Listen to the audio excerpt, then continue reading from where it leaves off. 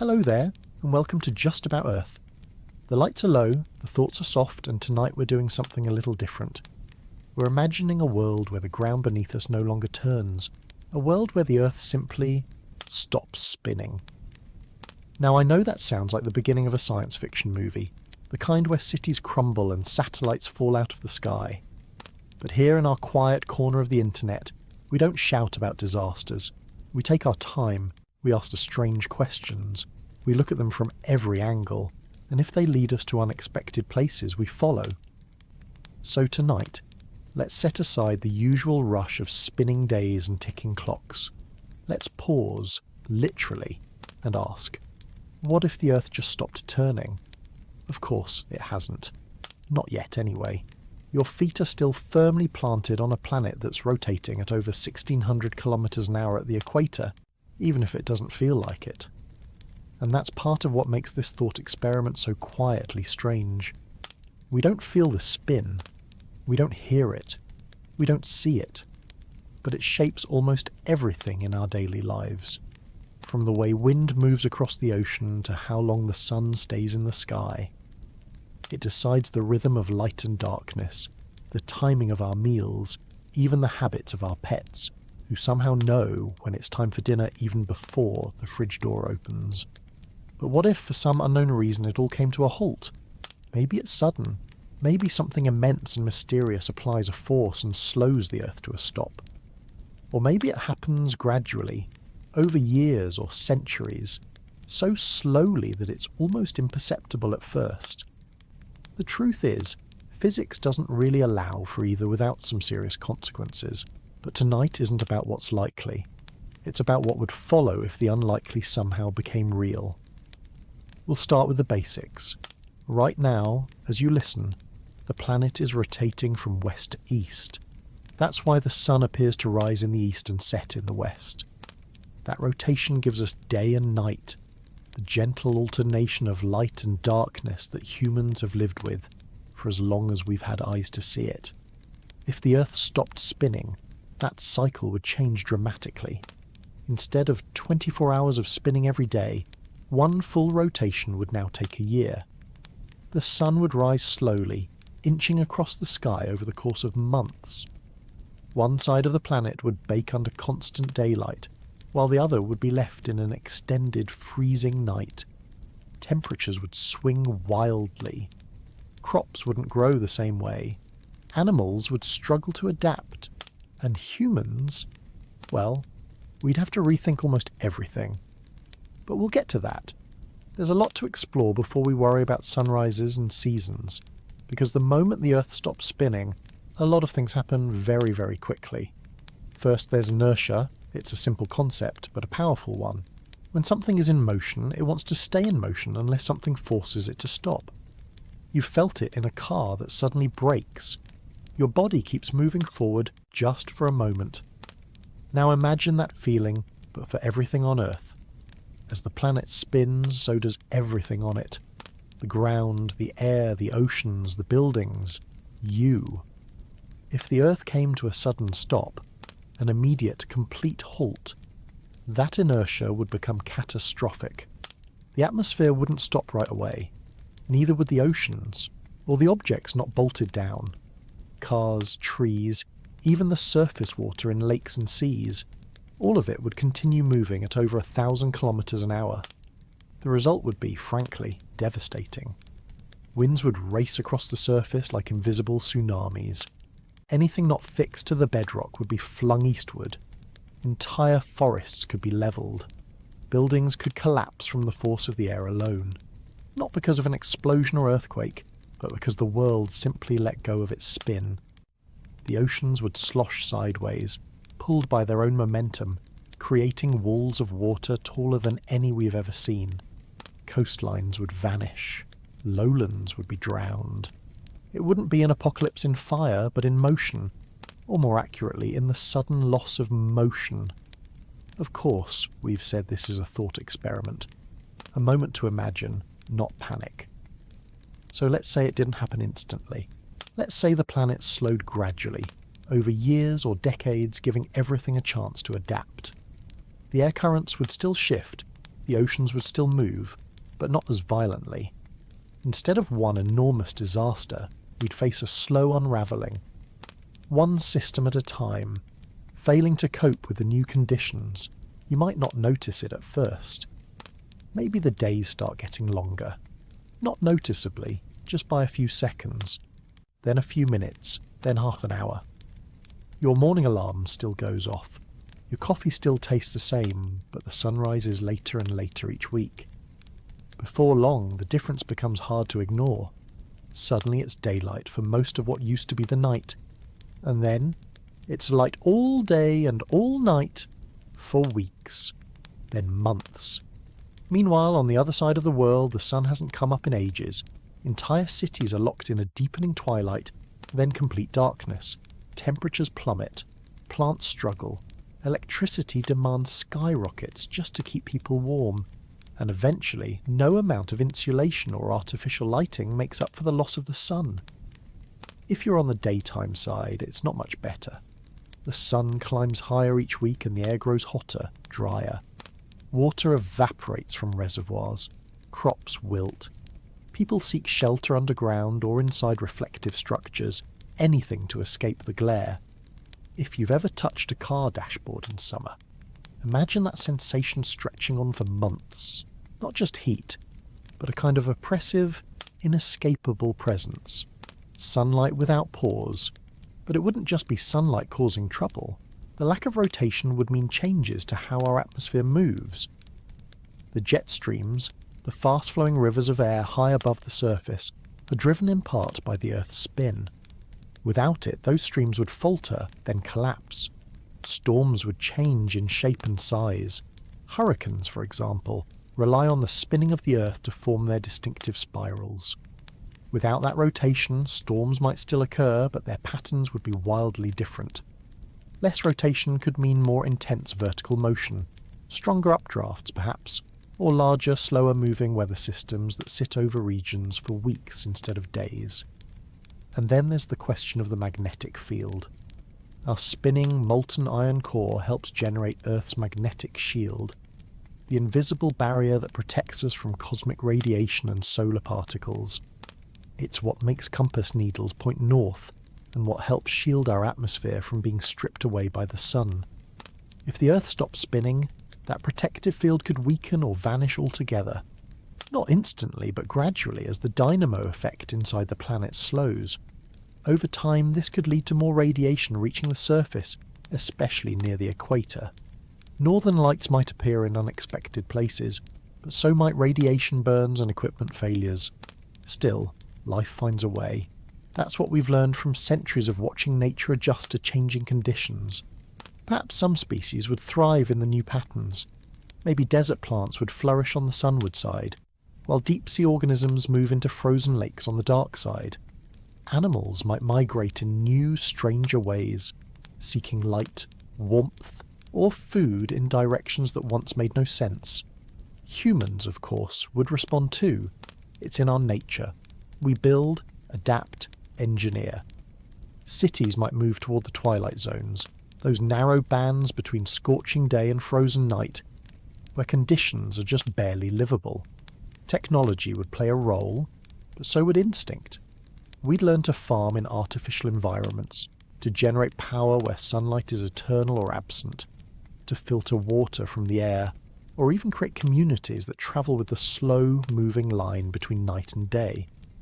Some would stay put, of course. People always do.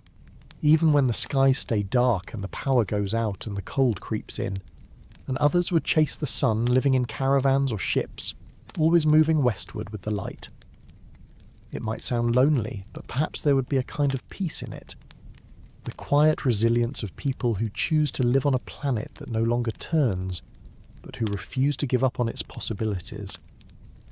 We haven't even touched on how calendars would change, or how timekeeping would need to be redefined. Because if the Earth no longer spins, what is a day? How do we divide time when the sun no longer rises and sets on a schedule we understand? Maybe we'd go back to something older, measuring time by seasons or by biological rhythms. Maybe we'd invent entirely new systems, digital calendars tied to artificial cycles, glowing softly on screens that don't care where the sun is in the sky. But that's for another part of this journey. For now, let's just linger in this first strange moment, the moment the world stops turning and everything starts to change. If you've ever fallen asleep to the sound of a ceiling fan or the gentle hum of a train in motion, you might already understand, at least a little, the comfort of something quietly spinning. The Earth's rotation is invisible to us, but it's part of that background rhythm we all live with. It's there in the rising light through your window. It's there when shadows shift over the hours, and while you can't hear it or feel it directly, your body has always known it was there.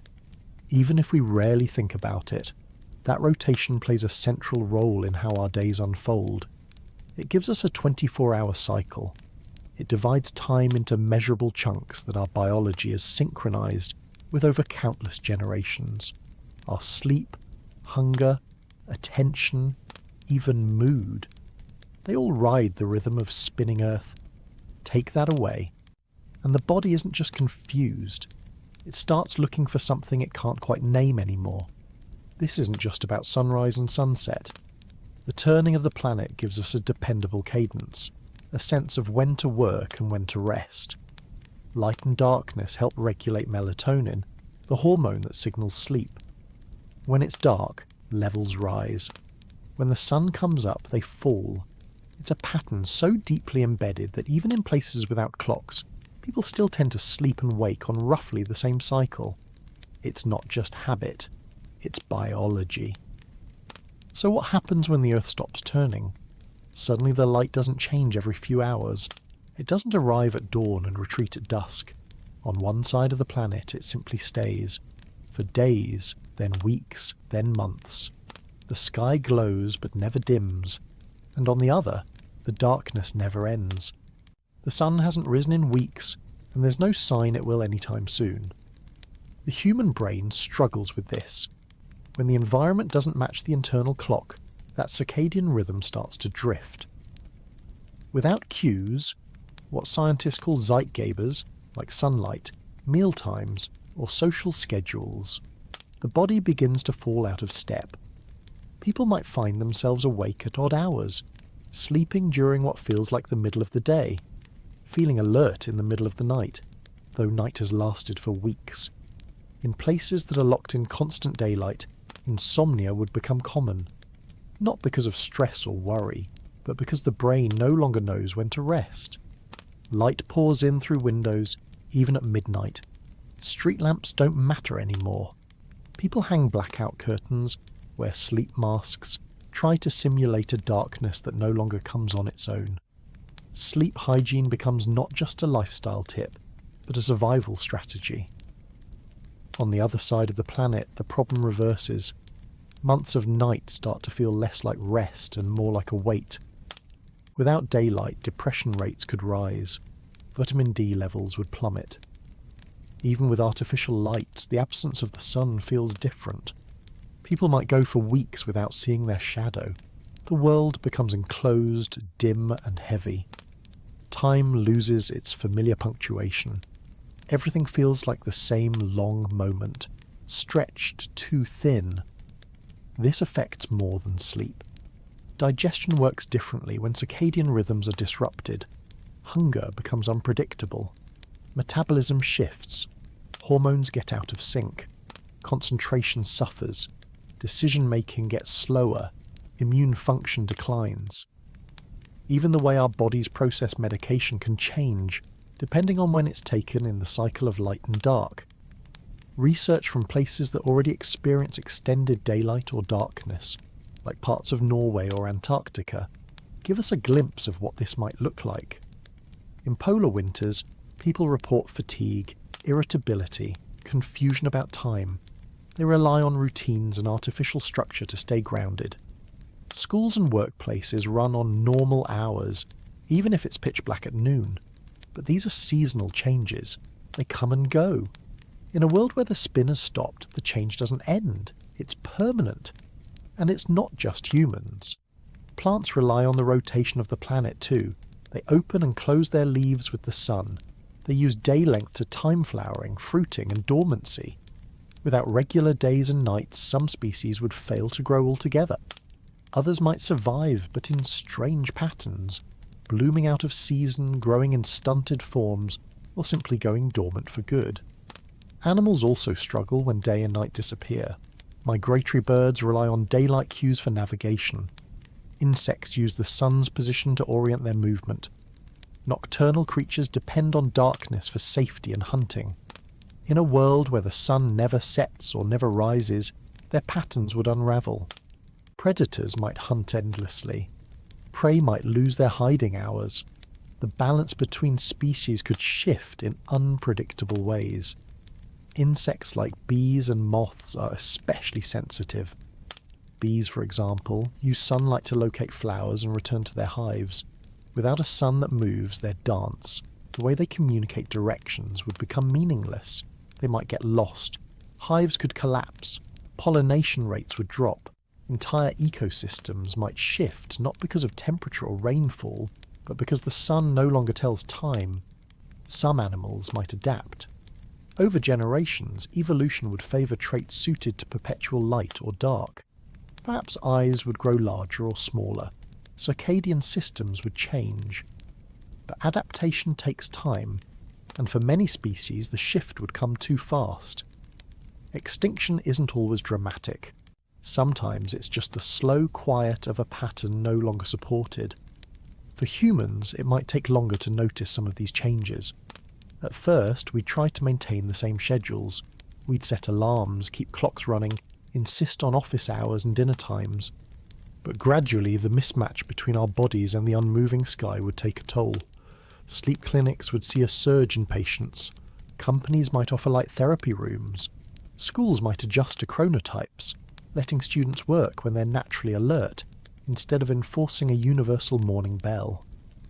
In places of permanent daylight, people might live underground or in heavily shielded buildings, emerging only at certain hours.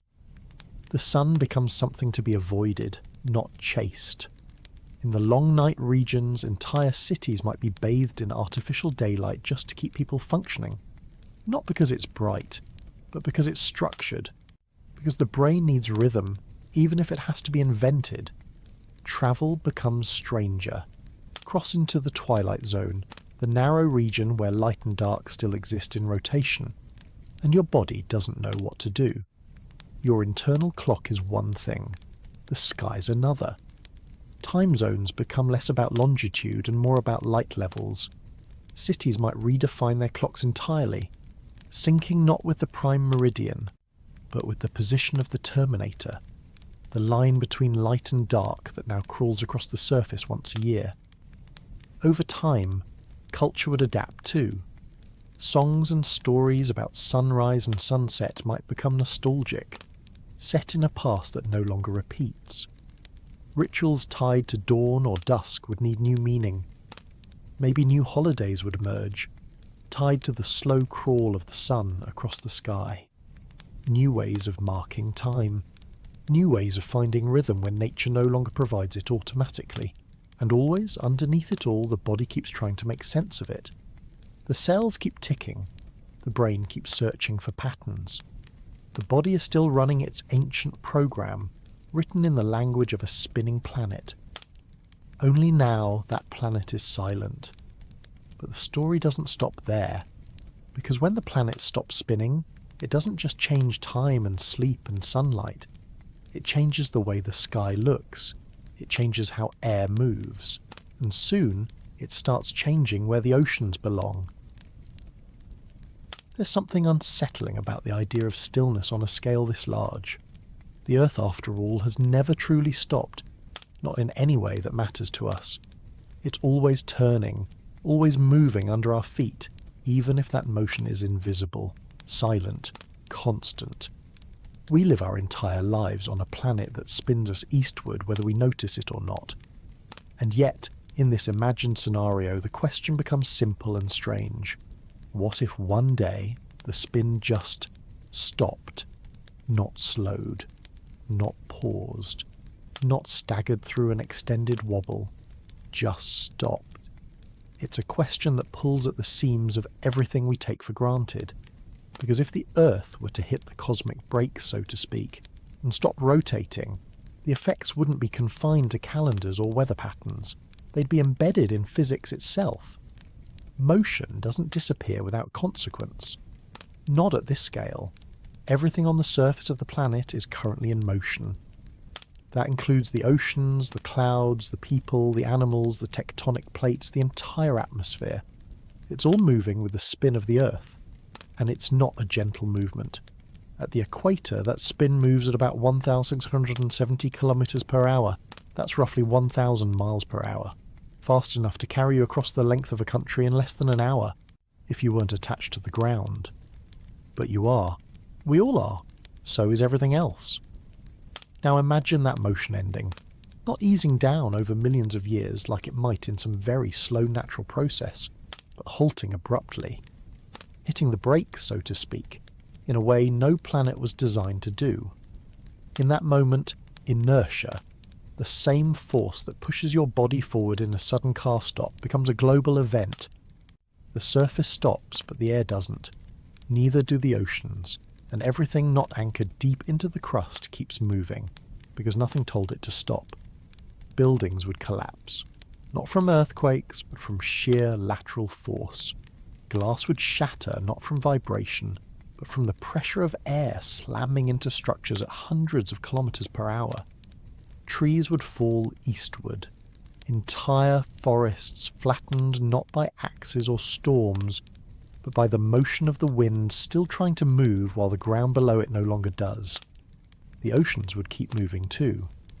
The water at the equator especially has momentum that would carry it eastward, piling up against coastlines, flooding inland, carving new paths into cities and valleys. Low-lying areas could disappear beneath water that no longer follows tidal rules. The seas would slosh like an unbalanced bowl held suddenly still. And that's just what we'd see from the surface. Air pressure systems would be thrown into chaos. The Coriolis effect, that gentle twist in air and ocean currents caused by Earth's rotation, would vanish. Jet streams would collapse. Storm systems that once curled and drifted across continents would lose their shape. Hurricanes, which rely on rotation to spin, might cease to form altogether, or take on entirely different dynamics we can't easily predict. Satellites orbiting above would notice it too. Their orbits rely on the Earth's shape and spin. Without rotation, the planet's equatorial bulge would begin to smooth out over time, and that change in mass distribution could alter gravitational pull just enough to disrupt the carefully calculated paths of satellites and space stations. Communication networks, GPS, weather tracking systems, all of it could falter, then fail if not corrected. The redistribution of the planet's shape wouldn't happen overnight, but the process would begin the moment the spin stopped. The Earth is slightly wider at the equator than at the poles because of centrifugal force, the outward pull of the planet's spin. Take away the spin, and that force disappears. Gravity starts pulling everything back toward a perfect sphere. Oceans would migrate toward the poles, drawn by the shifting mass. What we know as equatorial shorelines could drain, exposing vast stretches of seafloor, while polar regions become inundated. Mountains might rise or fall slightly, not from tectonic action, but from the rebalancing of pressure. Continental plates might shift subtly. The distribution of weight on the crust changes, and the Earth creaks and groans in response, trying to find a new equilibrium. Some areas would see increased seismic activity, not just aftershocks, but entirely new stress fractures opening where the crust wasn't prepared for the change. It wouldn't just be environmental. Society is built on assumptions that the ground stays where it is, the oceans stay at sea level, and the air behaves in predictable ways. Transportation networks, agriculture, urban planning, they all depend on the planet's quiet spin. We don't plan our buildings to withstand winds of 500 kilometers per hour, or plan cities with the expectation that the ocean might start heading toward the center of the continent. Most people don't live at high elevations, and most of the world's population lives near coastlines.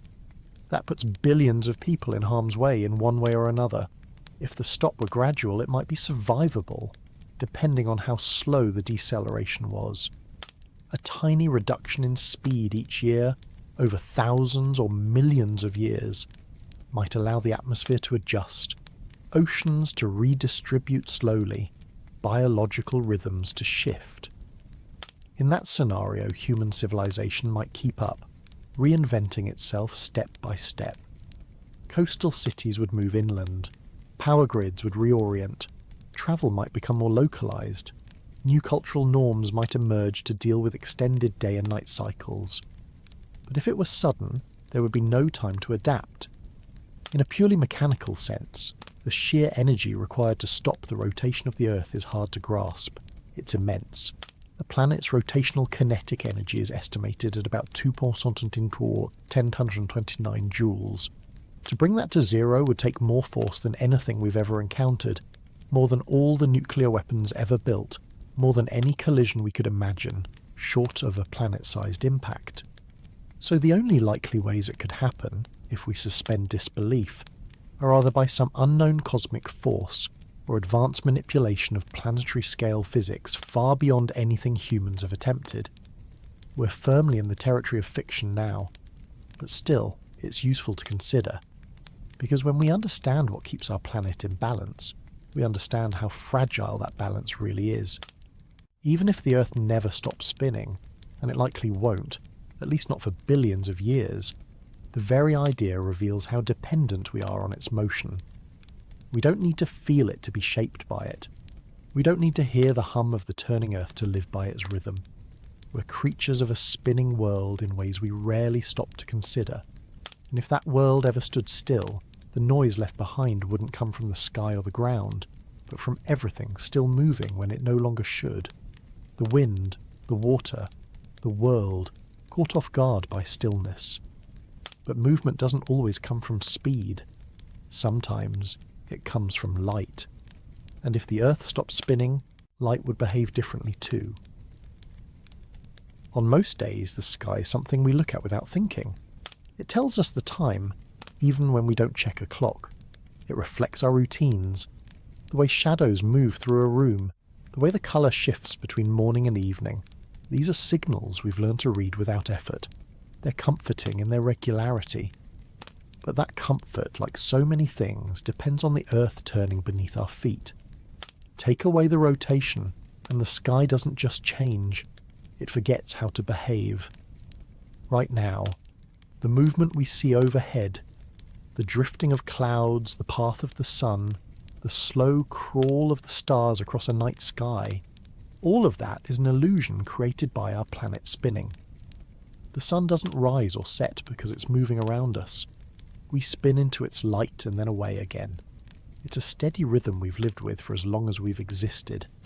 Animals navigate by it. Plants track it. Humans build entire schedules around it. But if the Earth were to stop spinning, all of that would shift. Let's start with the sun. Instead of appearing each day in the east and gliding across the sky toward the west, the sun would seem to freeze in place for a while. It would slow its climb, then hover at a fixed point in the sky for longer and longer periods. Eventually it would begin its journey across the sky, not over the course of a single day, but over a year.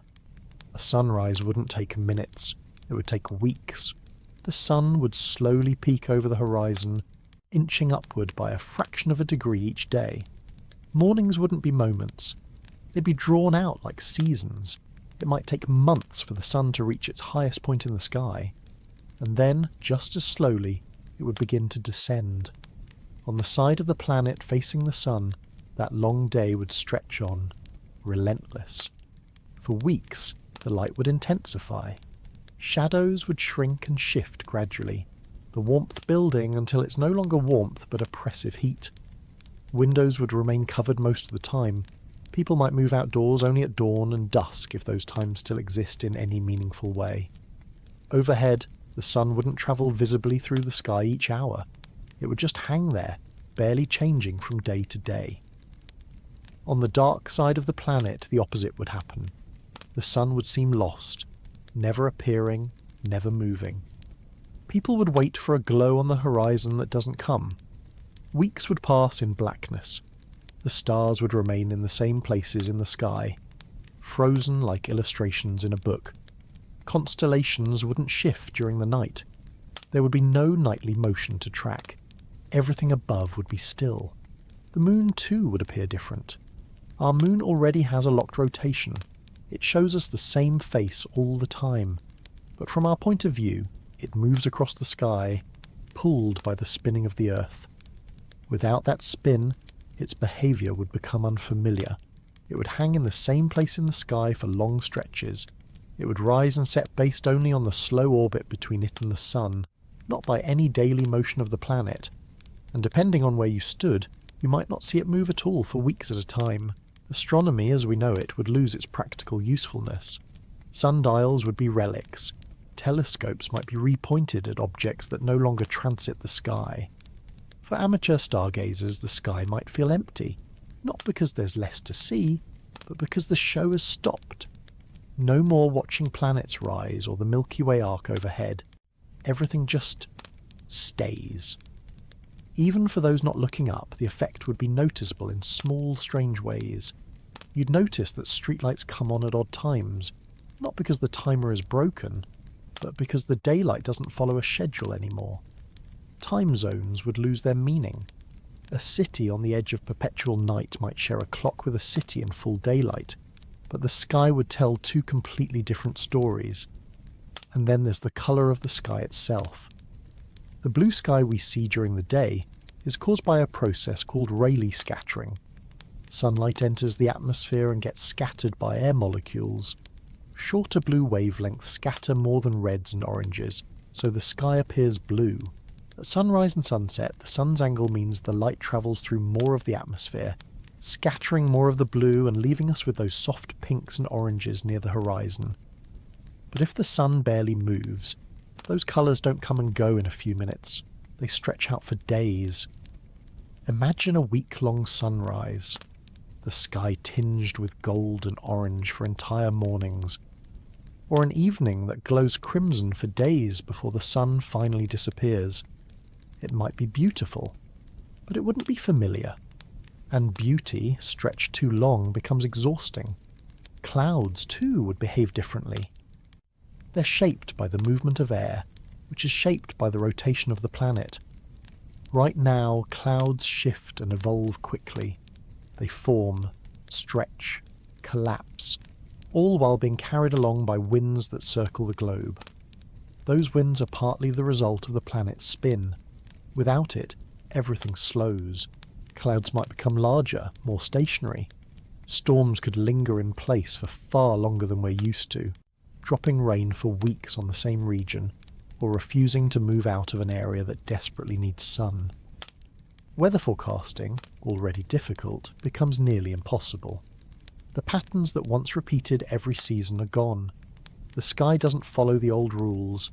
A cloudless sky might persist for a month, baking the land below it, or a dense cloud system might park over a region, blotting out what little daylight remains, turning day into a strange glowing dusk. At high altitudes, jet contrails would hang in place much longer. Right now, the wind disperses them in minutes or hours, but in a slower atmosphere, those trails might stretch across the sky and stay there, like scars. Artificial linear clouds that mark the path of something long gone. They tell stories of movement in a sky that no longer moves. And all of this, the sun that stops rising, the stars that stop drifting, the clouds that stop crossing overhead, it would have an effect not just on ecosystems but on psychology. Humans are pattern-seeking by nature. We rely on motion, on cycles, on the reliable choreography of the sky to anchor our sense of time. Even if we don't consciously track it, we notice when things are off. In a sky that forgot to move, people might feel untethered, disoriented, even when standing still, unable to track progress through the day. Not because they're lost, but because the sky no longer provides context. It's like trying to tell time in a room with no clocks, no windows, no rhythm. Even when we invent new systems, lights on timers, structured schedules, artificial cues, They're replacements, not equivalents. For cultures that once told stories through stars, passed down knowledge through the shifting heavens, there might be a deep sense of loss. Oral traditions that rely on seasonal constellations or lunar cycles would fade. Festivals tied to solstices or equinoxes would lose their anchors. Myths about rising suns and wandering moons would become historical, not experiential. The sky becomes less a living presence and more of a ceiling, painted, unmoving and strange. But this isn't a total erasure of meaning. It's a transformation. Some would learn to track the sun's progress through a much longer lens. People might build instruments to mark the sun's slow crawl across the sky, observing not hours, but weeks. Temples might be built that catch a single ray of light only once a year. New rituals might form to celebrate the turning point of a year-long day, or the brief return of twilight. Calendars might stretch and warp to match the sky's new schedule, shaped by patience instead of speed. New meaning doesn't always come easily, but it comes. Even in a sky that has stopped moving, people will find something to watch, something to follow. Even if it takes a year for the sun to cross the sky, someone will be there to mark its passing. And while the sky above us grows quiet, the world below it keeps changing. Because with no spin to stir it, the atmosphere begins to behave differently. Air no longer knows how to travel the way it used to. Winds lose their familiar rhythm, and eventually those gentle breezes turn into something far more extreme. The side of the planet facing the sun doesn't notice the change all at once. The light still pours in. The sky still glows. Mornings still look like mornings at first. But it doesn't take long before something starts to feel off. Maybe it's the angle of the light that lingers too long. Maybe it's the heat that doesn't quite ease off the way it should. Maybe it's the moment someone looks at the clock and then at the horizon and realises the sun hasn't moved since breakfast. At first, the change feels subtle. The sun doesn't race across the sky like it used to. It drifts slowly like it's unsure of its direction. A few days pass, then a week, and still it hasn't made much progress. The shadows that stretch long in the morning hold their shape until late afternoon. The soft glow of early day just keeps going, and going. People start to talk about it, of course. They wonder if it's a fluke, if something's wrong with the atmosphere, if it's some strange seasonal illusion. The scientists already know better. They've been watching the data change for months. The planet has slowed. Not by much, at first, but enough. And now, the rotation has come to a halt. On the sunward side of the Earth, that means only one thing. Day has arrived, and it's not going anywhere. In the first few weeks, life tries to carry on. Schedules stay the same. Work begins at 9. Children go to school. People eat dinner under daylight that never dims. Some enjoy it. Extra sunlight means more time outdoors. Shops stay open later. Solar panels work overtime. The sky stays a deep, steady blue. At night, which no longer comes, streetlights begin to seem unnecessary. But the novelty fades quickly. The longer the sun stays up, the more everything starts to feel stretched. The warmth becomes less pleasant. Buildings begin to heat from the inside out. Asphalt softens. Tyres wear faster. Electronics start to fail, not from overuse, but from constant exposure. Crops that rely on temperature changes, on the cooler nights that help fruit form and sugars settle, begin to wither. Some plants bolt early. Others don't flower at all. The rhythms they need have disappeared. Homes and businesses struggle to cool themselves. Air conditioners run continuously. Energy grids start to show the strain. People sleep less. Animals become restless. The body doesn't know when to release melatonin. Sleep becomes shallow, inconsistent. Tempers shorten. Fatigue becomes normal. Night owls lose their anchor. Early birds forget what early means. Temperatures continue to climb. The sun no longer skims the sky. It parks itself there. The heat becomes constant. Clouds thin out, pulled apart by the warming air, leaving less shade than before. Lakes begin to evaporate. Rivers shrink. Drinking water becomes harder to find. Urban heat islands, the warm zones around cities caused by concrete and steel, expand in size and intensity. Entire districts become unlivable.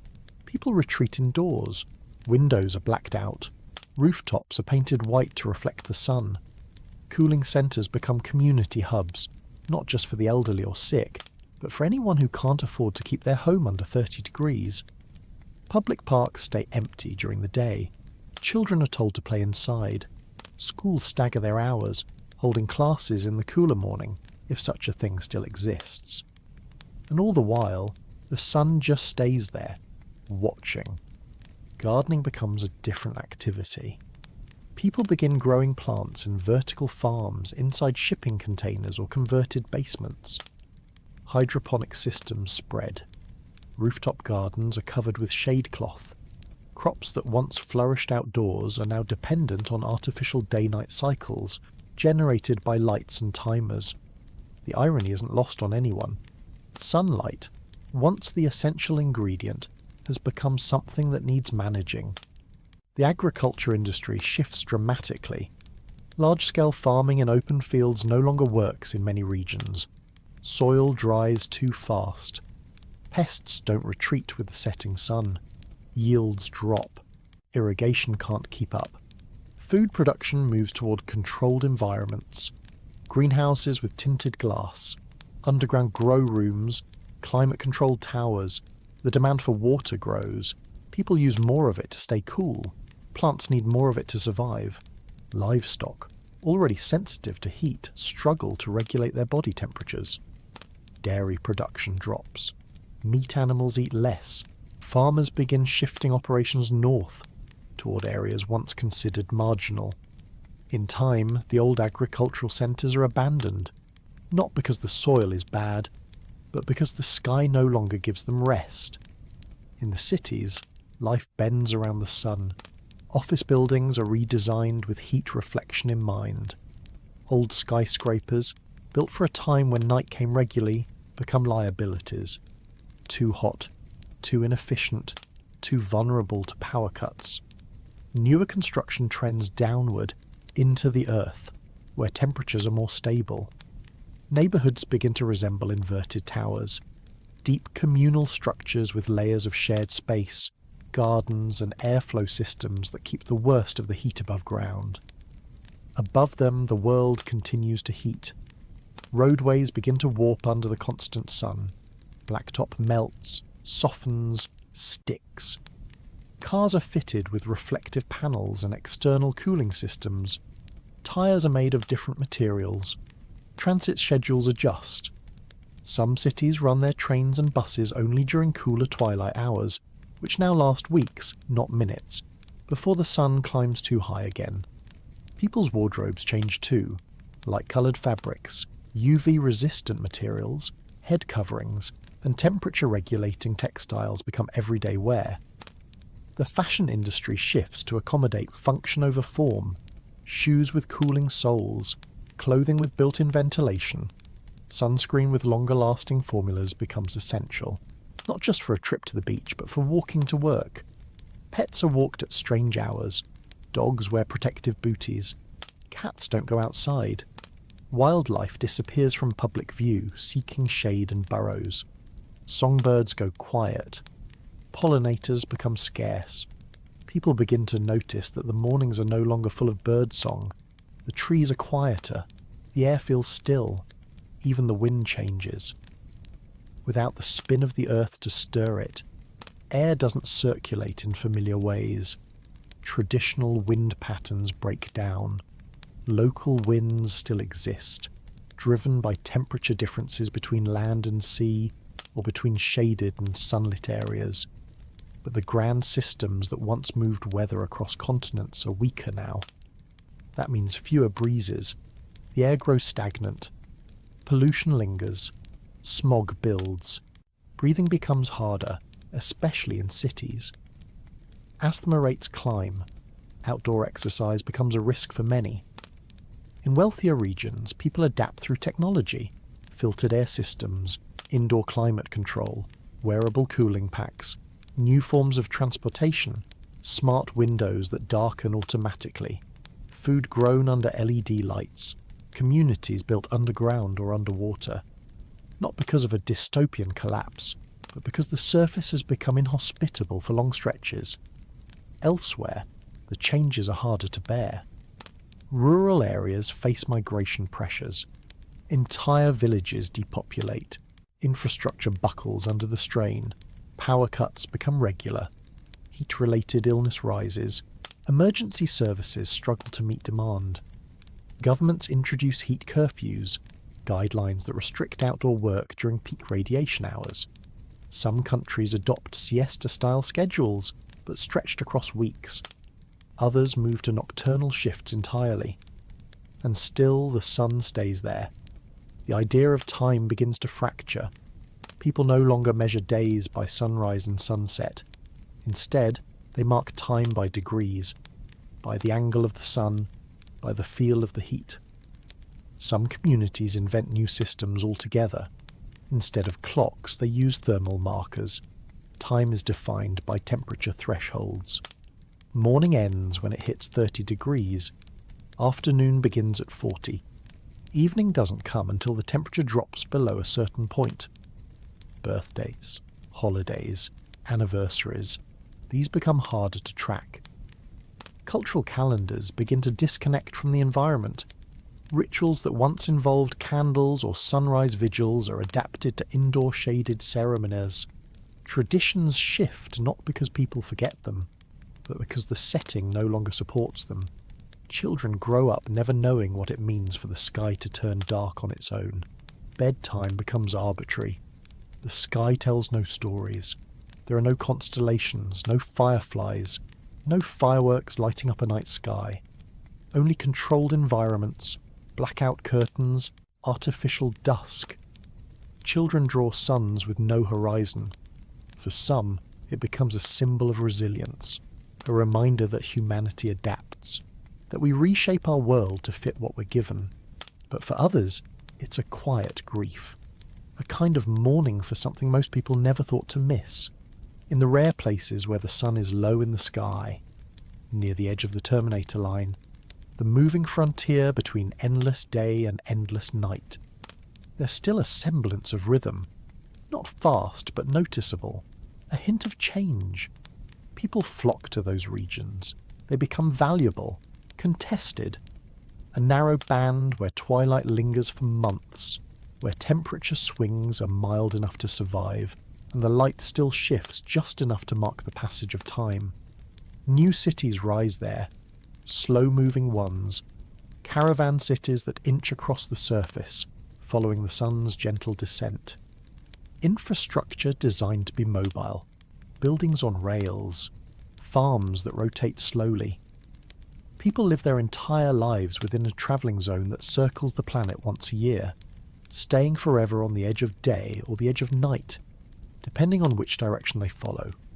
Some call them horizon chasers, others call them the last keepers of natural time, but most people stay where they are, because even if the day lasts forever, life finds a way to organise itself. Even if the sun never sets, people still sleep, work, argue, love, and grow old. They build structures, write books, send messages. They create rhythm where none is provided. They generate meaning in stillness. Because the sun, for all its power, doesn't tell stories. People do. And while one side of the planet lives in permanent day, the other half faces something colder, darker. Not because the sun is gone, but because the world no longer turns to meet it. The dark doesn't come like it used to. It doesn't slide across the sky as the sun dips below the horizon. It doesn't bring with it the cooling of evening or the soft rhythm of nighttime sounds. It doesn't carry a promise of morning. On this side of the planet, the dark arrives once and then never leaves. The night that never ends doesn't begin with panic, it begins with confusion. At first, people think it's a storm, maybe volcanic ash, maybe some kind of eclipse, something temporary, something that will lift in a few hours or a day. Power stays on, lights stay bright, schedules stay unchanged. But then the second day comes, and it's still dark, and the third, and then a week, and the sun hasn't returned. It doesn't take long for people to realise that something fundamental has shifted. In those early weeks, there's a kind of stubborn optimism. People install more lights, stores sell out of lanterns, bulbs and backup batteries, solar panels become useless, generators become precious, there's a rush on fuel, candles flicker in windows, communities come together in a kind of forced calm. They remind themselves that it's only darkness. Nothing's broken. Nothing's on fire. The ground isn't shaking. We've dealt with worse. But then the cold starts to settle in. Without the sun, the surface of the planet begins to lose heat. It doesn't happen instantly, and some areas hold on longer than others. Coastal zones, places with deep rock beds that store warmth, cities built over hot infrastructure, but none of it lasts. Within weeks, nighttime temperatures drop below freezing in most regions. Within months, the average dips further. Lakes freeze, rivers slow. Ground that was once soft becomes brittle. Buildings creak. Doors swell in their frames from the frost. Breath turns to vapour inside as well as out. People start to layer up, indoors. Multiple sweaters, gloves, scarves, blankets stacked in corners. Shared body heat becomes essential. Old homes that were never designed for this level of cold become inhospitable. Pipes burst. Walls sweat ice. Some families move into a single room, seal the doors and heat only that space. They sleep in shifts, taking turns keeping fires burning. Plants wither in the darkness. Without photosynthesis, they can't grow. They can't repair. Gardens die. Indoor plants drop their leaves. Food stored in basements begins to freeze solid. Crops left in the field rot or turn to mulch. The agricultural clock stops ticking. Farmers look at frozen soil and know it won't recover anytime soon. Wildlife goes silent. Birds migrate. At first out of habit, then out of instinct. But there's nowhere to go. Animals that rely on daylight for foraging struggle. Predators can't hunt in the cold. Prey can't find shelter. Insect populations collapse. Food chains fragment. The silence becomes heavier. And the dark doesn't move. People stop talking about days of the week. Weekends don't mean anything. Without sunlight, it's hard to tell when one day ends and the next begins. Digital clocks still tick. Watches still beep. But they feel disconnected. Like reminders of a system that no longer applies. Time becomes more about routines. The number of hours someone stays awake before they sleep. The cycles of meals and conversations. The rhythm of generators running low and needing fuel. Shift work becomes important. Families set up rotating schedules. Who sleeps when? Who tends the fire? Who checks on neighbours? Social life becomes compressed. People cluster in warm places. Churches, schools, libraries. They stop being institutions and start being shelters. Places with structure, with lights, with people to talk to. Mental health becomes a quiet crisis. The absence of light affects the brain in ways not everyone expects. Some people feel sluggish, others feel anxious, even paranoid. Small arguments stretch into days, relationships fray, attention spans shorten, motivation dries up. Without the normal cues of morning and evening, the brain struggles to maintain focus. Memory becomes unreliable. People forget what day it is, what time, what they meant to do yesterday. In wealthier regions, there's more infrastructure to support the transition. Artificial lighting systems mimic daylight cycles. Buildings are retrofitted with heating grids. Psychological support services expand. Virtual reality programs become popular, especially ones that simulate outdoor scenes, beaches, forests, sunlight. Even artificial shadows help. In less prepared places, it's harder. Fuel shortages begin. Families ration power. Some go days without electricity, relying on candles and body heat. Entire towns are evacuated when power grids fail. Rural homes are abandoned. Cities swell with people fleeing the cold, looking for light. Infrastructure strains. blackouts increase, tempers flare. And then there's the problem of food. On the night side, agriculture is no longer possible outdoors. Everything shifts indoors. Grow lights, hydroponics, nutrient solutions. But energy is expensive. Food production slows. Imports become difficult. Transportation is slowed by snow, ice and dark roads.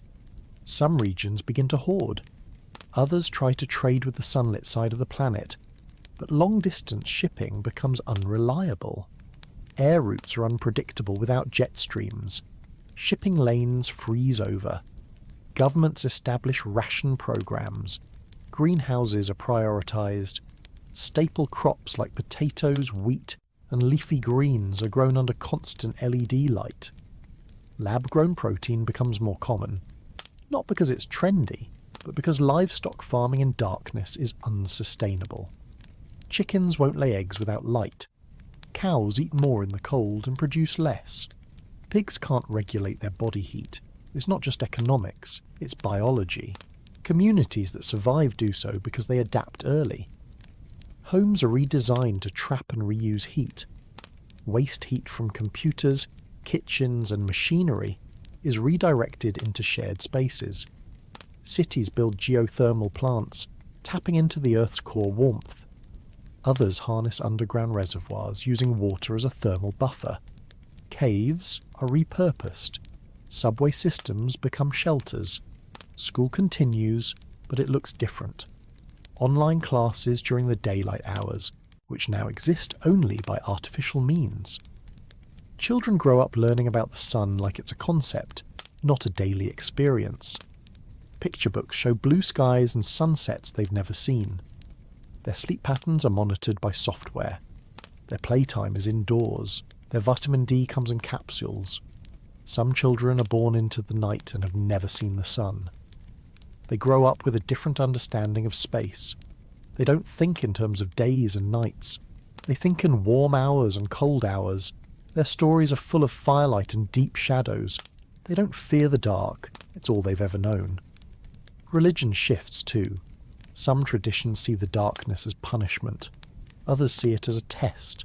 New rituals form around the return of light. Simulated sunrises, festivals of heat and brightness.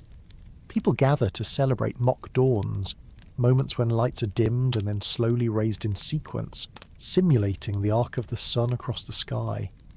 It's not a replacement, but it helps. Artists adapt. Painters work in layered light, using projected colour to mimic the lost gradient of dusk. Musicians compose in minor keys, echoing the slow rhythm of a world without shadows. Literature becomes more internal, focused on memory, on imagination, on the spaces we build in our heads when the world outside no longer changes. The absence of sunlight doesn't just change survival, it changes meaning. It changes what people find beautiful, what they remember, what they long for. Nostalgia becomes sharper. Memories of warmth, of open windows, of sunlit breakfast become treasured and painful. People tell stories not just to entertain, but to preserve. And still, the night goes on. Eventually there's movement on the horizon, not fast, not obvious, but the beginning of a shift.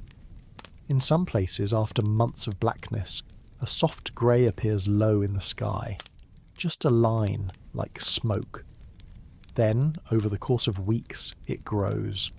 The first light is dim, diffuse, scattered by atmospheric ice. But it's enough to cast shadows. People cry when they see it, not because it's bright, but because it's change. Children who have never seen their shadow chase it. Animals emerge from dens, blinking in confusion. Birds sing out into the half-light. People hold hands and sit in silence, not speaking, just watching. And then the sun returns, not fully, not quickly, but undeniably. And for the other side of the world, the story is reversing. The long day is finally giving way to something cooler, quieter. They too begin to sense the shift. Not all at once, but gradually. And the slow turning of the sky, long forgotten, begins again. Sort of. But as the line between night and day begins to move, another force begins to stir. Not the light, but the wind.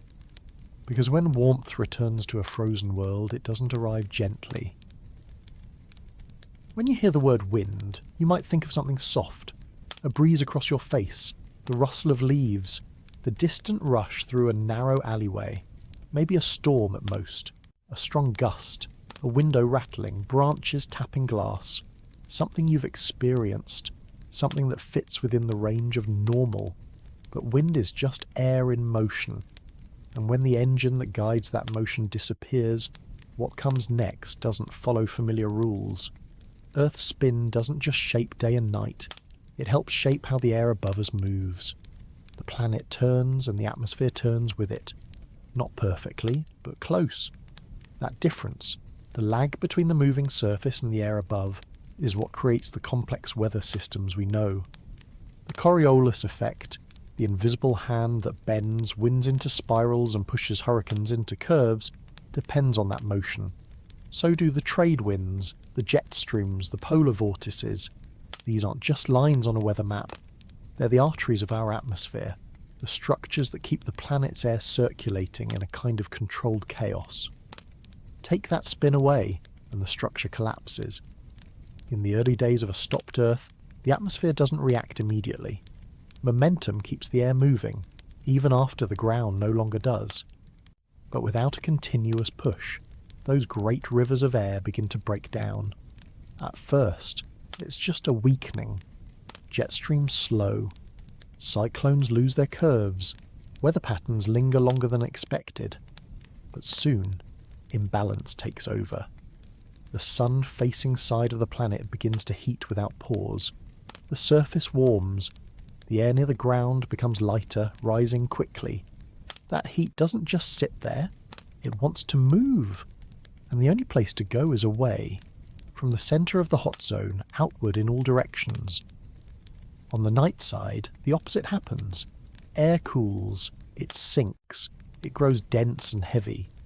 And that dense air wants to move too, toward the warmth, toward the rising air on the other side of the planet.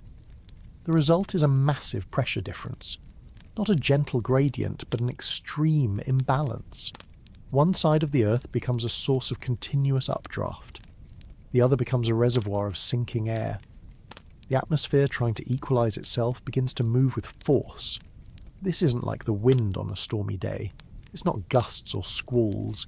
It's continuous, directional, planetary-scale wind, and it doesn't start quietly.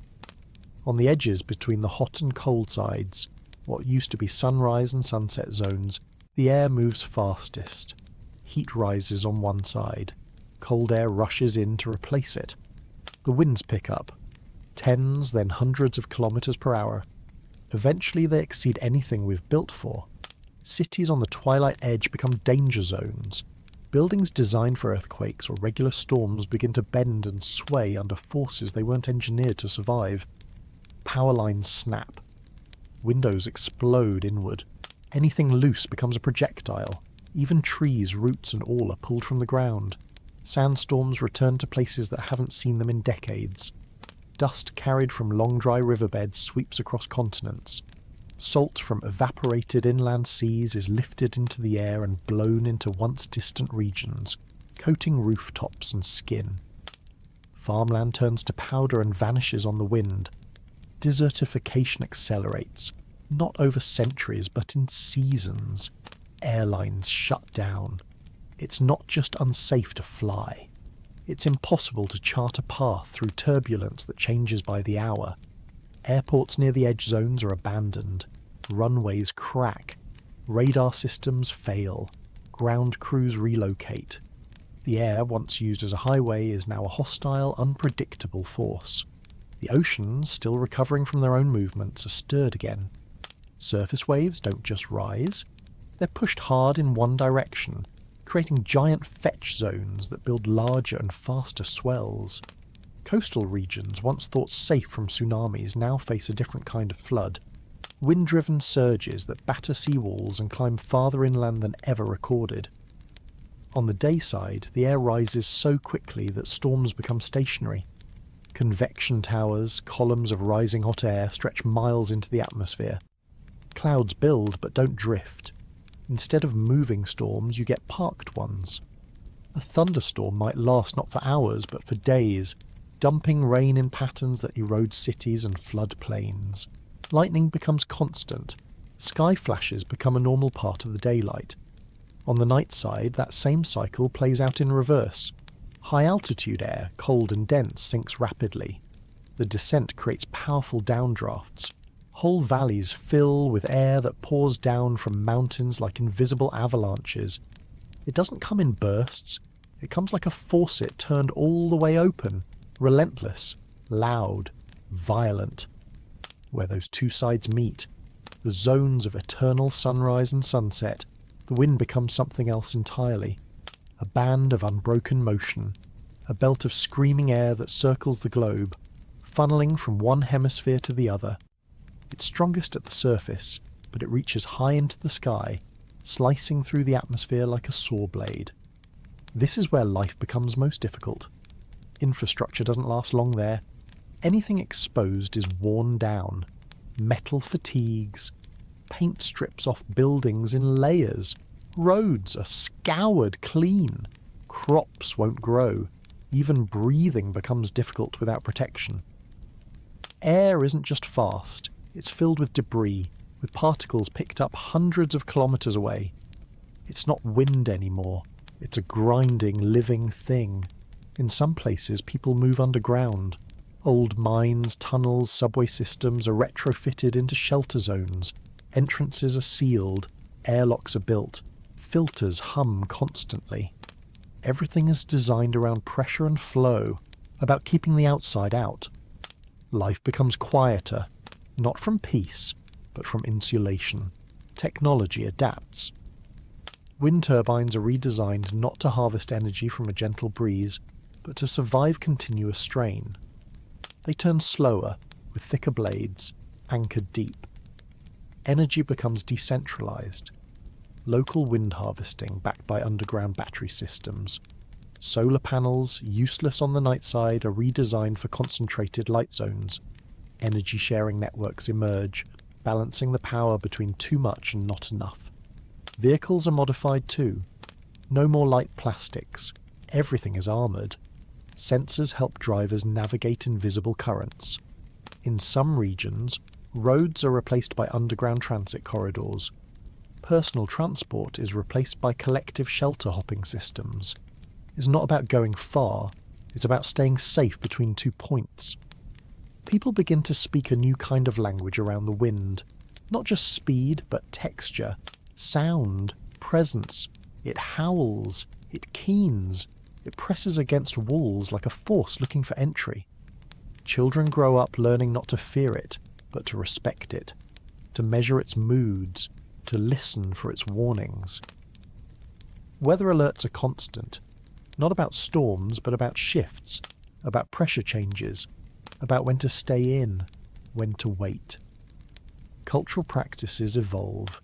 Traditional kite festivals, once symbols of joy and freedom, are reimagined as low-altitude art installations, safely anchored and never airborne. Music incorporates the sound of wind, recorded from outside shelters and woven into compositions. Art made from wind-eroded surfaces becomes collectible, the marking seen as a record of time passing in a still world. Even indoors, people feel its influence.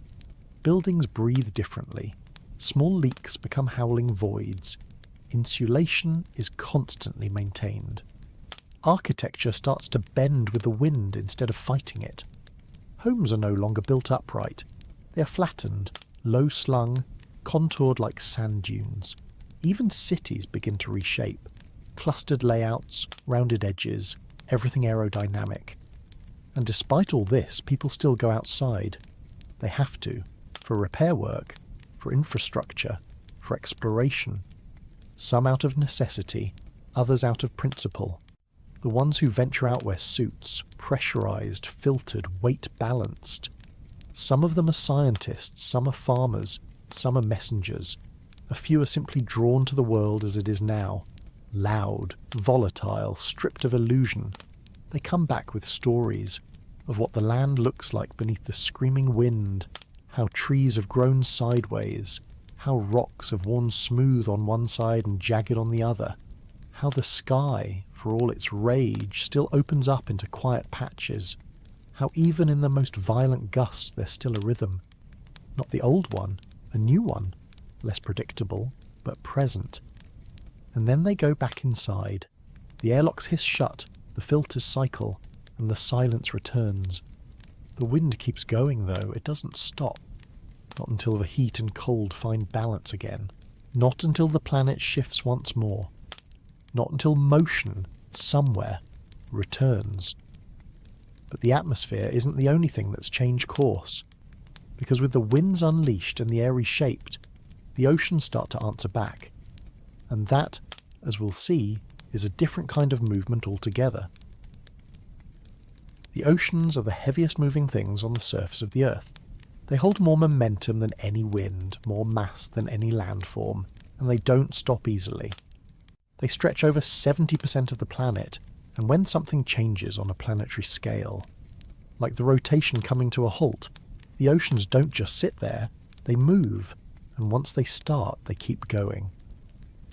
On a rotating Earth, water is pulled toward the equator, not by gravity alone, but by the centrifugal force created by the planet's spin. It's subtle, you don't feel it, but it's enough to make the sea bulge outward along the midline of the world by over 8 kilometres. That bulge isn't a wave, it's a quiet, massive redistribution. Water pushed gently toward the middle where it stayed for billions of years.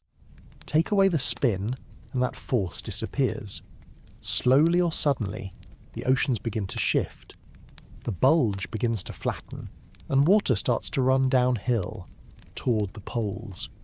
If it happened fast, the results would be catastrophic. Sea levels would drop at the equator and surge at the higher latitudes.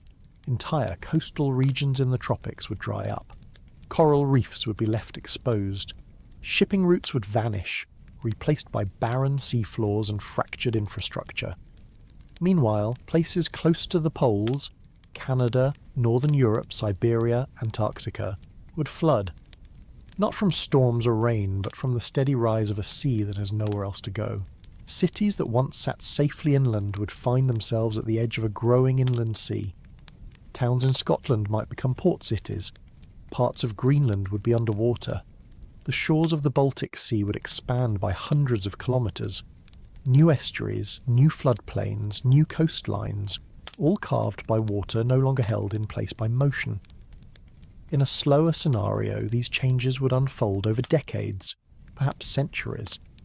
Not sudden, but relentless. Like a tide that never goes out. Governments would redraw maps annually. Scientists would model the shifting shorelines. Engineers would abandon old seawalls and begin building entirely new ones, not to protect against waves, but to buy time from the creep of planetary redistribution. The oceans don't move evenly. Water isn't poured from one bucket into another. It finds paths of least resistance. It spills over lowlands, seeps into valleys, climbs river systems. The Mississippi might reverse in places. The Amazon basin could become a shallow inland sea. Islands once isolated by thousands of kilometres of ocean might be joined by land bridges, while others, once safely tucked near the poles, would vanish under rising salt water. And then there's the temperature. The sun-facing side of the Earth bakes. Without night to cool the surface, evaporation becomes constant. Oceans on that side don't just sit under the sun. They lose water to the air in staggering amounts. Clouds form, but without rotation to move them, they gather in clusters. Some areas flood with rain. Others become humid deserts. Moisture overhead, but never falling. Salinity increases. Warm water evaporates, leaving salt behind. The balance of life in the sea shifts. Some species disappear. Others migrate toward the edges, seeking cooler, deeper waters. Fish populations that once followed regular migratory routes begin to vanish from fisheries.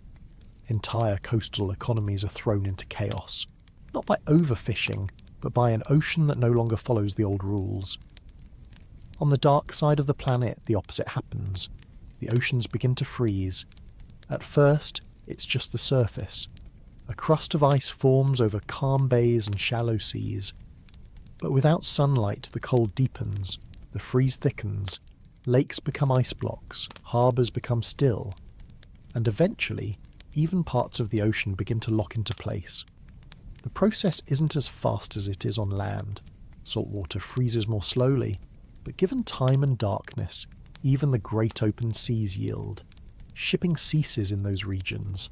Icebreakers can't keep up. Buoys vanish under frost. Docks are torn apart by expanding ice. Underwater pipelines are stressed and cracked. Ports that once bustled with trade become stranded outposts. In some places, people carve tunnels through the ice to access submerged infrastructure. In others, they simply leave.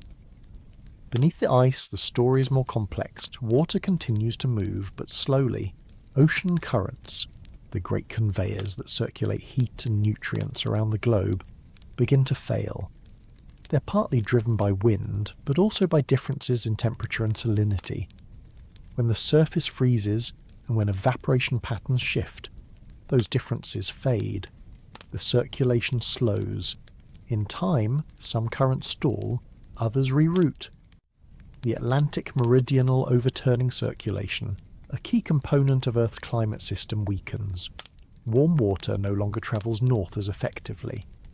Europe, which relies on ocean heat to moderate its winters, begins to experience deeper cold on the night side. Tropical waters stagnate. Oxygen levels drop. Marine life suffers. The deep ocean becomes less active, less hospitable, less alive. Coastal upwelling zones, regions where cold, nutrient-rich water rises to feed ecosystems, disappear in some places. Fisheries collapse. Species that depended on predictable currents lose their breeding grounds. Jellyfish proliferate. Algae blooms spread. The balance shifts from complexity to simplicity, from abundance to survival. Coral reefs, already stressed by warming, die rapidly, not just from heat, but from instability. pH levels change. Water chemistry becomes less stable. Bleaching events increase, then become permanent. The reefs crumble. Fish that once nested in their structures vanish. Island nations lose their natural breakwaters. Waves strike with more force. Erosion accelerates. On the twilight edge, the border between the perpetual day and the endless night, the ocean's surface is in constant motion. Here, the winds scream, and the water rises to meet them. Waves stack on waves, colliding from different directions, unrestrained by global circulation. Rogue waves become common. Not rare anomalies, but regular features. Walls of water rising from an already volatile sea. In these zones, seafaring becomes nearly impossible. Buoys are shredded. Sonar becomes unreliable. Autonomous drones are sent instead, equipped to handle weeks of turbulence. They gather data, scan the seafloor, transmit warnings. They're not always successful. Many are lost. Still, people try. The ocean, even now, remains too important to ignore. Inland, people track the changes with quiet urgency. New flood zones are mapped. New maritime boundaries are negotiated. Disputes rise over fishing rights, even as the fish vanish.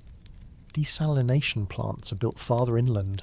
Water is piped from polar melt zones to equatorial cities, a reversal of old assumptions. Some cities are rebuilt as amphibious habitats, floating neighbourhoods, stilt homes anchored in place, modular pontoons that rise and fall with the sea. Others give up on the coast entirely, pulling back to higher ground, leaving behind drowned infrastructure and salt-cured skeletons of old industry. Salt intrusion becomes a problem far inland. Aquifers near the coast are poisoned by the advancing sea. Wells turn brackish. Crops wither from the roots up. Fresh water becomes a geopolitical issue, not just a resource, but a currency. Countries trade in river access. Water-sharing agreements become global priorities. The psychological shift is hard to measure. People still gather at the water's edge, they still watch waves, they still listen to the tide, though it behaves differently now. Beaches still exist, but they change shape more often. Some people visit them to remember what was, others avoid them entirely. Too many memories tied to what the ocean used to mean. Children grow up learning different ocean stories, not about sailors and sea monsters, but about currents that stopped moving, fish that disappeared, coastlines that changed shape overnight. They still draw waves, they still imagine islands, but the stories have a colder edge. Some find new wonder in it, in the deep, in what still thrives beneath the ice, in bioluminescent creatures never seen before, in vents that continue to steam at the bottom of a frozen sea, in the idea that life, even here, finds a way forward. Science shifts its focus. More funding goes into deep-sea exploration, cryoecology, polar marine biology. Submarines become more common than ships. Deep-sea stations replace surface vessels. New life forms are discovered. Extremophiles that seem to ignore the chaos above. Bacteria that metabolize heat in silence. Creatures that drift, unchanged, through currents that barely move. The oceans haven't died, but they've changed. Their surface is louder, their depths quieter, their borders redrawn. And as water finds its new balance, so too does the land. Because the redistribution of oceans shifts the weight of the planet itself, and what lies beneath starts to answer back. Gravity is one of those things you don't think about until it stops doing what you expect. We live with it constantly. We feel its pull with every step, every fall, every item dropped from a counter. It shapes our bones. It defines the limits of our bodies. It holds the oceans in place, keeps the atmosphere wrapped around the planet, keeps your tea from drifting off into space. But even gravity, so steady, so quiet, is not immune to change. When the Earth was spinning, centrifugal force did a small but important job. It pushed everything outward just a little. At the equator, that force worked against gravity, ever so slightly reducing its strength. You wouldn't notice it unless you measured carefully, but technically, you weighed a little less there than you would at the poles. Not because gravity itself changed, but because the outward motion of the spinning Earth gently counteracted it. When the Earth stops spinning, that counterforce disappears. Gravity, no longer having to compete with the centrifugal push, tightens its grip.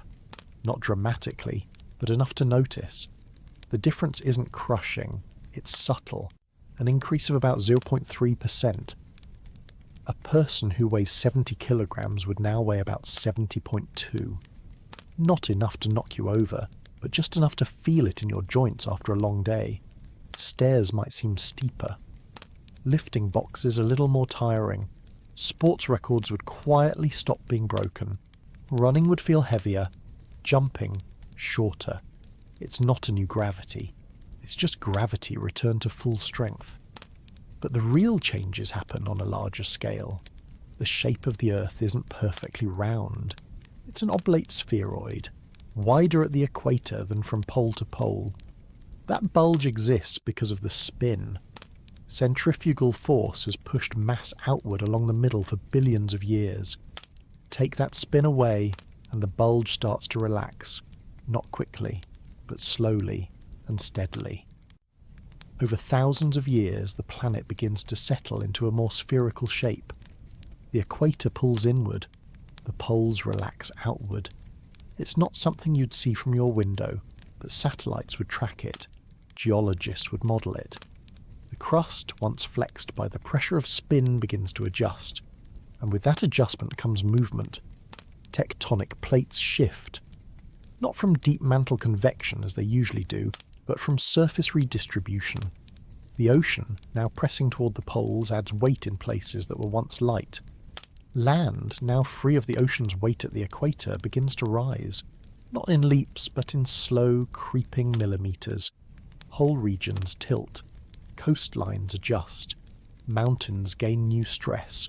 Valleys deepen or compress. Ancient faults that were dormant might wake under new pressure. Earthquakes become more common, not because the planet is angry, but because it's trying to settle into a new balance. Old faults shift, new ones form, seismic zones expand. Places once thought stable experience tremors. Construction codes are rewritten. High-rises are re-evaluated. Dams are tested. Tunnels are reinforced. Volcanic activity changes too. Pressure deep within the crust finds new escape paths as the shell of the planet adjusts. Magma chambers once content to sit dormant now swell with new stress. Eruptions occur in regions that haven't seen lava in recorded history. Island chains grow. Ash clouds appear over unfamiliar skylines. All of this tied to weight, where it shifts, where it gathers, where it recedes. And weight doesn't just affect rock, it affects water. Glaciers, those massive frozen rivers, are particularly sensitive to pressure. On the dark side of the planet, where cold persists, new glaciers form, not just at the poles, but anywhere the climate supports long-term freeze. These new glaciers are heavy. Their weight presses down into the crust, displacing land. Nearby valleys flood. River paths change. Watersheds reroute. On the bright side of the planet, glaciers retreat faster than ever. Ice that took centuries to form melts away in decades. And where the ice disappears, the land rebounds, slowly lifting without the burden. This phenomenon, known as isostatic rebound, isn't new. But now it's global, and faster. The crust flexes almost imperceptibly, but with consequences that add up.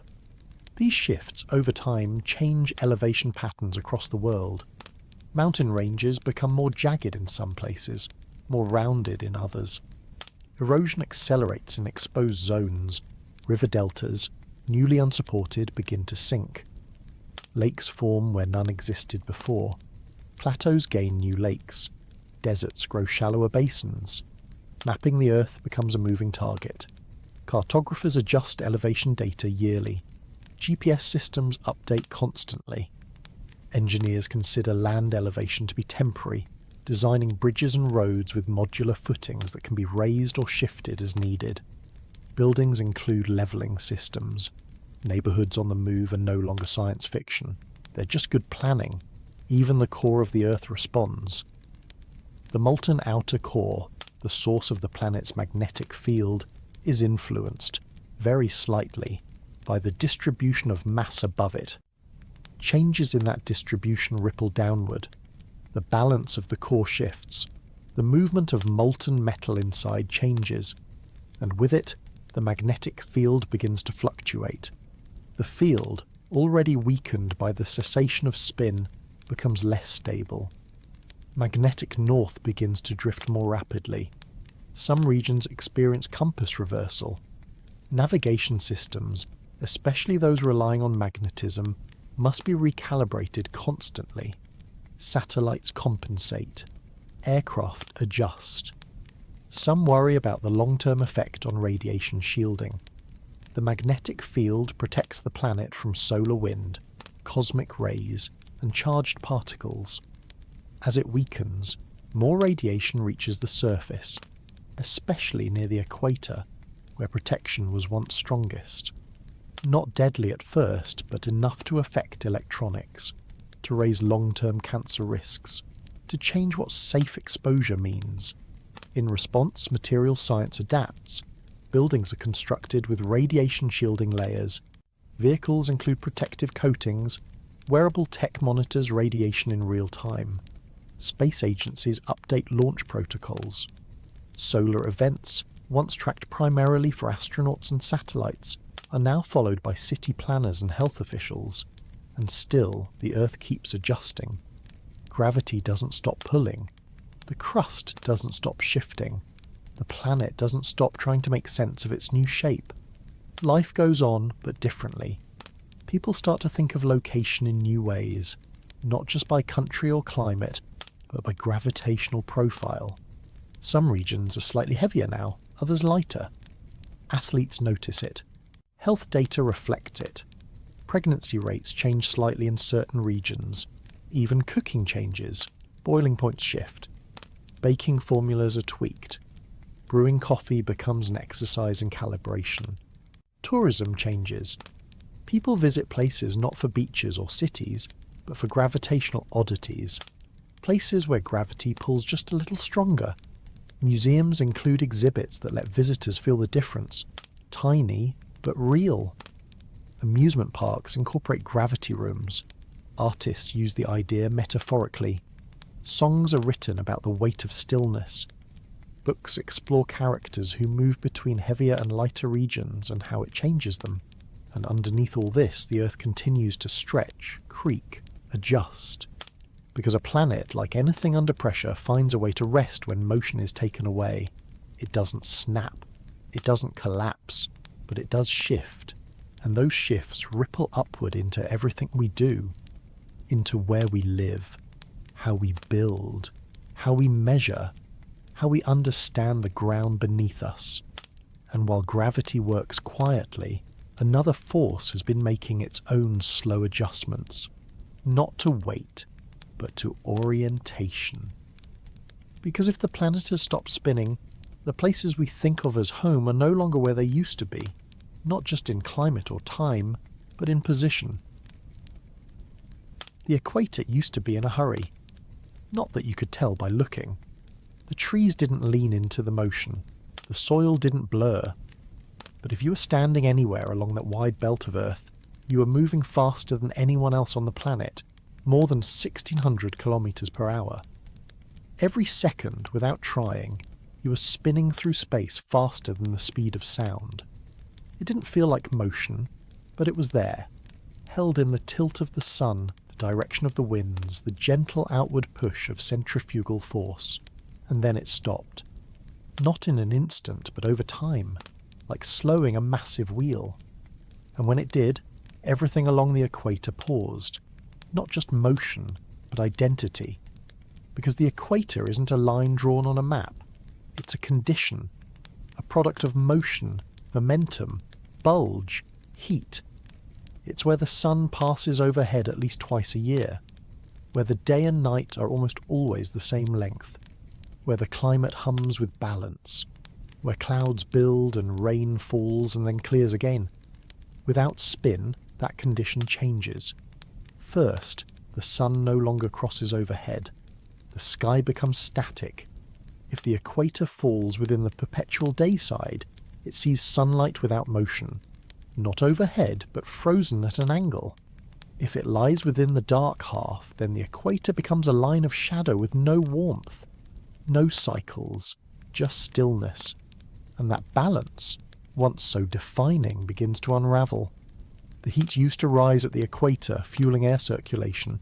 It was the engine that drove the Hadley cells. Warm air lifting at the centre of the planet, moving toward the poles, cooling and sinking.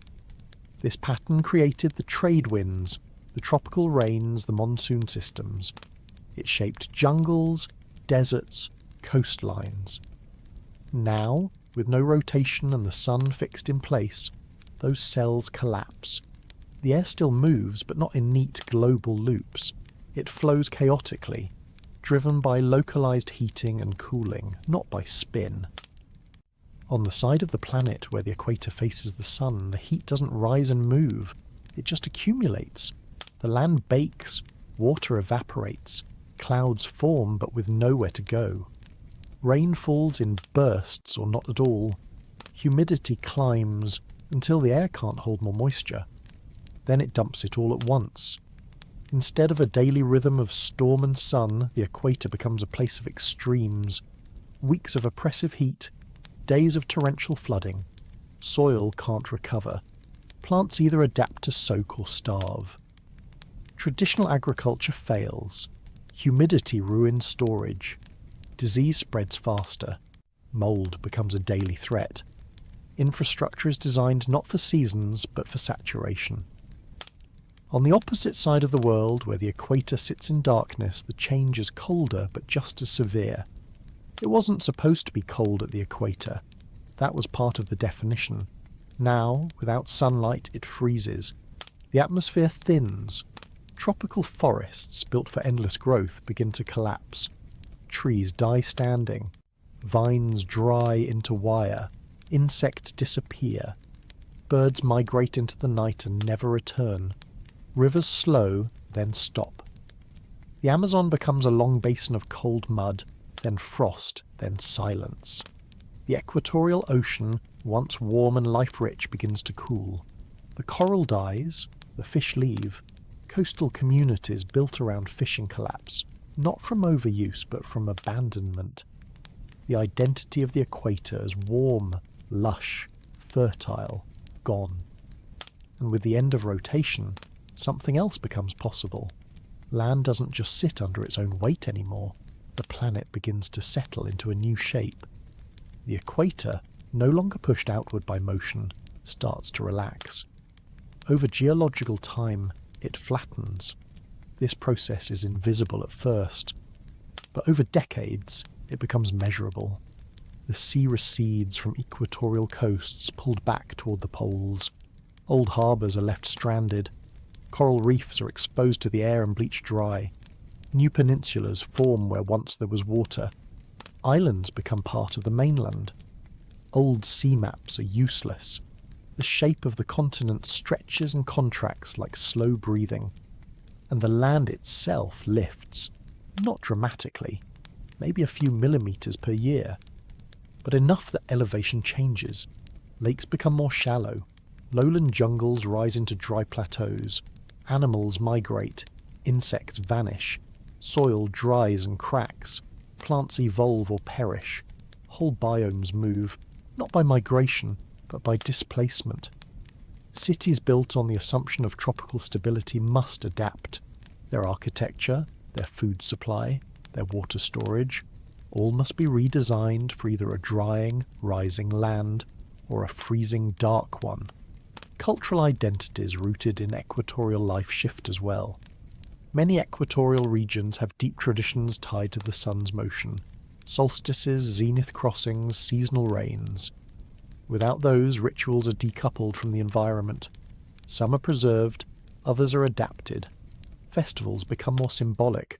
Some are moved indoors. Others are marked by artificial light cycles. Language changes too.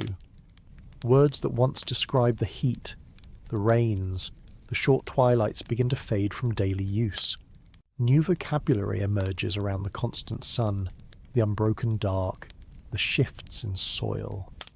Farmers speak not of planting seasons, but of survival windows. Urban planners talk in terms of flood curves and evaporation rates. Equator becomes a technical term again, useful for maps, but less so for life. Some regions embrace the change. They develop new models of living. Equatorial cities build climate domes, massive structures with internal weather systems. Not just malls or greenhouses, but entire neighbourhoods with programmed rain, wind, sun. Schools teach local weather as a setting, not a pattern. Tomorrow's sky will be 30% clouded, a child says. We're due for simulated drizzle. Others struggle. Poverty deepens where adaptation is slow. Aid organisations shift their focus not to disaster relief, but to long-term transformation. Architects and anthropologists work together, designing spaces that maintain cultural roots while facing a new physical reality. Technology becomes the bridge, but not everyone stays. Migration from the equator increases. People move toward the twilight bands, areas with slightly more balance, less heat, less cold, less wind. Population corridors shift. Equatorial nations lose residents. Governments rethink borders. Remote sensing data becomes essential, not for security, but for understanding who's still there. Some stay by choice, by necessity, by stubbornness. They build shade systems, underground water collectors, windbreaks. They don't expect the equator to return to what it was, but they learn to live with what it is. They teach children how to read a sky that doesn't move, how to grow food in unpredictable rain, how to live in a region that takes everything once regular and turns it inside out. And over time, even here, people begin to create rhythm again. New calendars, new festivals, new ways of marking the year. Because while the equator might have taken a breath, long, deep, still, it didn't disappear. It just changed, and so did everything around it. But that change isn't limited to place, it extends to identity. Because if your geography has shifted, and your climate and your traditions, then so has your position in the world, not just physically. No one feels their home move. The buildings stay in place, the streets still curve the same way. The mountains in the distance don't shift. And yet, in a world without spin, you're no longer where you think you are. Not just in climate, not just in culture, in literal position. For billions of years, the spinning Earth has defined location as something relative, coordinates tied to motion, to where the sun would pass overhead, to when it would rise and set. You didn't just live in a city or a country. You lived on a turning surface swept continuously eastward.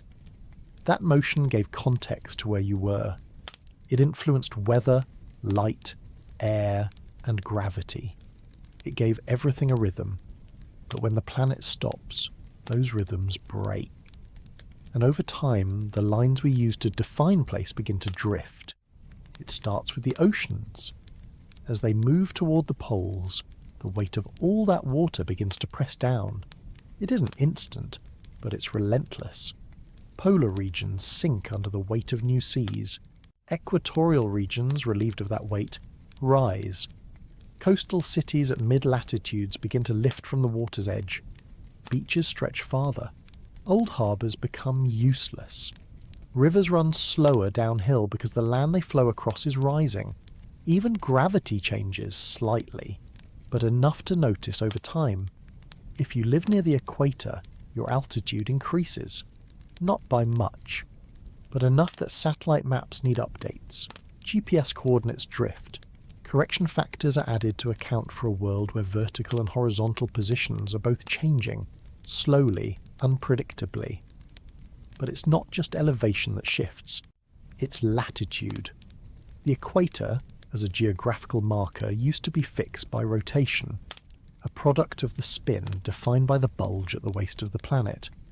Now that bulge is shrinking, the shape of the Earth is smoothing out. The crust is moving in response. The surface is subtly rearranging itself from an oblate spheroid to something closer to a sphere. As that happens, your latitude changes, even if your feet never leave the ground. Someone who once lived at 5 north might now live at 3 degrees. Not overnight, but over years. Not measured in steps, but in models, in satellites, in the long, quiet observations of Earth scientists tracking the shifting surface of a planet, realigning under new forces. Cartographers stop updating maps based on political change. They update them based on the motionless redistribution of mass. Countries don't move, but their outlines shift. Rivers flood into new basins. Deserts expand. Mountain ranges settle. Old landmarks disappear beneath rising seas or re-emerge as dried-out basins. Entire cities gain new climates, not just because of temperature, but because of their shifting position relative to the sun's frozen point. A city that once sat squarely in the tropics now sits in a high-pressure belt of dry air. Another once dry and cool becomes part of the perpetual sunlit zone. Weather patterns once familiar are gone, and people feel it. At first it's a background detail, something mentioned on the news, a note in school curriculums, small print on new maps. Then it becomes more obvious. Postal systems begin adding climate zone tags. Emergency alert systems are updated with new geographic risk profiles. A town once classified as inland becomes coastal, seasonal. A village once in a temperate region becomes arid elevated. Migration increases. People relocate not just to avoid heat or cold, but because their homes no longer match the environment they were built for. Houses designed for heavy rain now sit under dry skies. Farms built in highlands are now on flat, dry plains. Roads buckle under new patterns of erosion. Power grids stretch in new directions. Real estate changes, not based on neighbourhood or school district, but on solar exposure, on proximity to habitable climate zones, on distance from flooding polar coasts, on elevation trends. People no longer ask, is this area growing? They ask, is this area stable? Some regions capitalise on the shift. They brand themselves as twilight corridor safe zones. Moderate temperatures, light seasonal wind, manageable elevation drift. People move in, businesses follow. Urban planners study old climate models and layer them with new elevation data to forecast future centres of gravity, economic, social, literal. And while the change is slow, it affects something deeper, our sense of identity. People tie who they are to where they're from. But what happens when where you're from no longer exists? When the name on your birth certificate refers to a town now underwater? When your family's farmland, passed down through generations, lies beneath new glacial runoff? When the mountain you grew up next to has cracked and sunk under a shifting fault line? Some adapt. They create new traditions, new place names. They carry forward memory in other ways. But others feel the loss in a more personal way. Not dramatic, not loud, but like something always slightly out of place. Geolocation services try to adapt. Apps that once told you the best route through traffic now alert you to shifts in elevation. Delivery systems reroute based on newly formed hills or valleys. Augmented reality tools overlay old maps onto current topography, letting people walk streets that technically no longer exist. Education changes. Geography lessons no longer begin with latitude and longitude. They begin with mobility, not the movement of people, but the slow motion of the land itself. Children learn about post-equatorial Earth. They learn to think in flexible borders, in climates as evolving zones. They're taught that place is no longer a fixed point but a dynamic condition. And there are debates. Cultural, political, even philosophical. If your village has moved north by 3 degrees over 2 generations, is it still the same place? If your country's borders were drawn based on a river that now flows in reverse, should those borders change? If your capital city no longer sits near the centre of the nation, but at its new southern edge, should the capital move? Some argue for redefining everything. A new set of world lines, a new prime meridian, a new zero point for human mapping. Others resist. They hold on to old charts, old models, old names, not because they're more accurate, but because they feel more real. And still the ground keeps shifting, not in sudden earthquakes or eruptions, but in the slow release of a planet unwinding, of tension leaving the crust, of weight moving from one region to another, and every time it does, your place on the planet inches into a new position, imperceptible on its own, undeniable over time, and beneath that shift is something even stranger. Because with all these adjustments, land rising, oceans draining, maps redrawing, the planet's weather no longer follows any familiar script. And what comes next isn't just a change in scenery, it's a rewriting of the rules that once held the seasons together. The first thing people notice is that the weather stops arriving on schedule. There's no cold front sweeping through on a Tuesday, no reliable build-up to spring storms, no gradual warming through April. The idea of season begins to lose shape, not because temperatures don't change, they do, but because the patterns that once linked those changes to time, place and motion have disappeared. For most of human history, weather was shaped by movement. Air currents bent by the Earth's spin, heat distributed through circulation cells, clouds pushed across continents by jet streams, storms born in one ocean and driven toward another. But without rotation, the great conveyor belts of the atmosphere grind to a halt. The winds still exist, but now they're not travellers, they're residents. The sun-facing side of the planet doesn't rotate out of the light.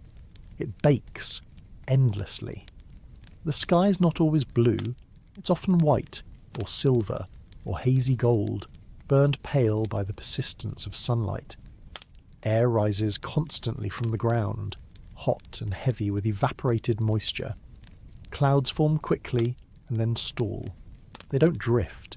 They gather, expand, drop rain in sheets over the same region again and again, or they hold it in for weeks, ballooning into towering structures that finally collapse into violent, slow-moving storms. Some areas experience perpetual deluge. Rivers overflow. Hills turn to mud. Foundations rot. Other places, just kilometres away, stay dry for months. Not deserts in the traditional sense, but places where the rain clouds hang elsewhere indefinitely. People begin to think of weather less like a system and more like a neighbour. Stubborn, present and unmoving. On the night side, everything is different. The cold deepens with each passing month. Snow falls in places that never saw winter before. Then the snow stops falling because the air is too dry. Water freezes into the ground and stays there. Not permafrost. Something colder. Something still. Weather used to be the planet's way of exhaling. Now, with no rotation, it's a breath held indefinitely. Motionless air systems linger over regions for so long that local climates begin to fossilise. Not in stone, but in habit, in expectation. People build around what the weather has become, not what it might become, and then, sometimes without warning, it shifts. Not because of a jet stream or planetary tilt, but because of sudden pressure differences, uneven heating, or terrain forcing air upward until it spills over like an overflowing pot. These are not weather systems, they're ruptures. A sudden windstorm might erupt after weeks of stillness. A tornado, once a traveller down a predictable corridor, now forms in place, twisting on its axis with nowhere to go. Hail falls for hours over one field and never touches the next. Fog settles over cities for days, thick enough to stop all movement and then lifts in a matter of minutes. Meteorologists, once comfortable forecasting days or weeks ahead, now operate on hours, even minutes. Long-range predictions vanish. Satellite models update in real time, but confidence intervals shrink. Patchy rainfall expected between now and next Tuesday becomes a common phrase, not for lack of skill, but for lack of pattern. On the edges of light and dark, the twilight belt, things are even less stable. This is where weather tries to balance two worlds. Warm air meets cold. Moist air meets dry. Pressure systems push into each other and hold. Storms form along these boundaries and don't move. Instead of sweeping through a region, they hover, sometimes for weeks, dropping snow and rain and sleet in patterns that make no sense when viewed on traditional maps. Weather stations in these zones run around the clock. Drones fly constant loops, measuring wind shear, cloud structure, moisture content. People no longer check forecasts, they check live feeds, not to see what's coming, but to understand what's already happening 10 kilometres away. Weather becomes hyper-local. People carry personal sensors. Homes come equipped with built-in forecasting systems. A typical alert might say, barometric drop detected. Move indoors in 30 minutes. Clothing adapts, not for fashion or function, but for reactivity. Jackets that shift insulation levels, boots with heated soles, face coverings that adjust for wind direction. People learn to read the sky with more precision than ever before, not to understand the season, but to know if it's safe to go outside right now. And then there are the heat zones. On the permanent day side where the sun hangs low and unblinking, temperatures reach new thresholds. Deserts form in places that once held forests. Sandstorms become routine. People dig down instead of building up. Homes are cooled with earth pipes, water circulation, underground chambers.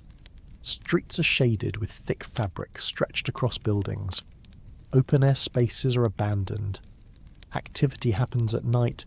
Not night by sun, but night by shadow, by choice, by heat schedule. In these places, rainfall becomes rare but catastrophic. Weeks of dry heat followed by a single hour of flash flooding. Soil can't absorb it. Infrastructure collapses under the sudden weight of water. New drainage systems are designed to move millions of litres in minutes. Some cities invest in vertical catchment towers, massive structures built to collect and store rain before it hits the ground, like umbrellas but for entire neighbourhoods. And then, of course, there's the psychological effect. Weather used to be background. Now it's something everyone monitors. It becomes part of conversation, not out of politeness, but out of necessity. How's the pressure today becomes a question as important as, how are you? Headaches, insomnia and anxiety flare with sudden shifts. People take mood stabilisers not just for chemistry but for weather regulation. Art changes. Novels set in the past describe skies that moved, seasons that returned, the quiet relief of predictable rain. Children draw suns that never set, clouds that don't move. Music slows. It mimics the weight of stalled air, the long rhythm of a still sky. And yet, people find new kinds of resilience. They plant crops indoors, under artificial weather cycles. They invent new ways to capture dew, filter air, store heat. They relearn old skills, how to read wind by sound, how to tell temperature by breath. Elders pass on knowledge not just from science, but from adaptation, from years spent watching a changed sky settle into its new rules. Some try to reclaim seasons. They build digital calendars synced to artificial cycles, light festivals that simulate solstices, engineered rains released at set intervals. People gather to watch artificial storms, controlled, safe, scheduled. Not to replace the weather, but to remember what rhythm felt like. Because weather, at its core, was never just about temperature or wind. It was about knowing what came next, about trusting that summer would follow spring, that clouds would pass, that morning frost would melt. It was about rhythm, and now, with rhythm gone, people search for it in other places, in routines, in stories, in the quiet ticking of a watch whose hands no longer match the world outside. And while the weather above changes beyond recognition, something deeper begins to echo that uncertainty. Because the bodies that depend on cycles, humans, animals, plants, have to adapt or be left behind. For most of history, tides have been quiet storytellers. They rose and fell with regularity, pulled by the moon, nudged by the sun, shaped by geography. They whispered the passage of time in ways clocks could never quite match. The sea came in, the sea went out. It marked fishing hours, moon phases, even moods. People built their lives around that rhythm. Boats launched on the high, nets set out on the low. Cities timed their sewage systems to follow the tide. Temples were built to honour it. But with the earth no longer spinning, the rhythm begins to unravel. It starts simply. A delay, a hesitation. The ocean pauses at the shore, unsure whether to advance or retreat. Tides, at their core, are a relationship between motion and gravity. The moon pulls at the water, creating bulges on opposite sides of the planet. As the Earth spins, those bulges move, sweeping across the surface, making it seem like the ocean breathes in and out. But when the spin stops, so does that illusion. The water still bulges, but it no longer sweeps. It no longer dances around the planet. It lingers in place, locked in gravitational tension, pulled by the moon but no longer guided by motion. Coastal areas that once saw 2 tides a day, high and low, now see 1, if any, and it barely moves. On the side of the planet directly facing the moon, the tide remains high, held there by the pull. It doesn't crash or swell, it just sits, persistently elevated, a permanent high tide that slowly reshapes the shoreline. The sand erodes not from movement, but from pressure. Salt water creeps higher up beaches, not because it's surging, but because it has nowhere else to go. On the opposite side, the point farthest from the moon, a second bulge remains, created not by pull but by inertia, a leftover from when the oceans once moved in balance. This too becomes a fixed feature. Another stretch of high tide locked in place, unchanging. Between these 2 zones, the sea level rests lower, not as a tide but as a plateau. No rise, no fall, just a stillness that, over time, feels unnatural. Ports that relied on the cycle find themselves stranded. Docks built to float now sag uselessly beside their moorings. Ferries run aground, oyster beds dry up, aquaculture farms lose their flow. Coastal ecosystems adapted to the breathing rhythm of the sea begin to falter. Mangroves, which depend on the pulse of salt and fresh water, begin to die.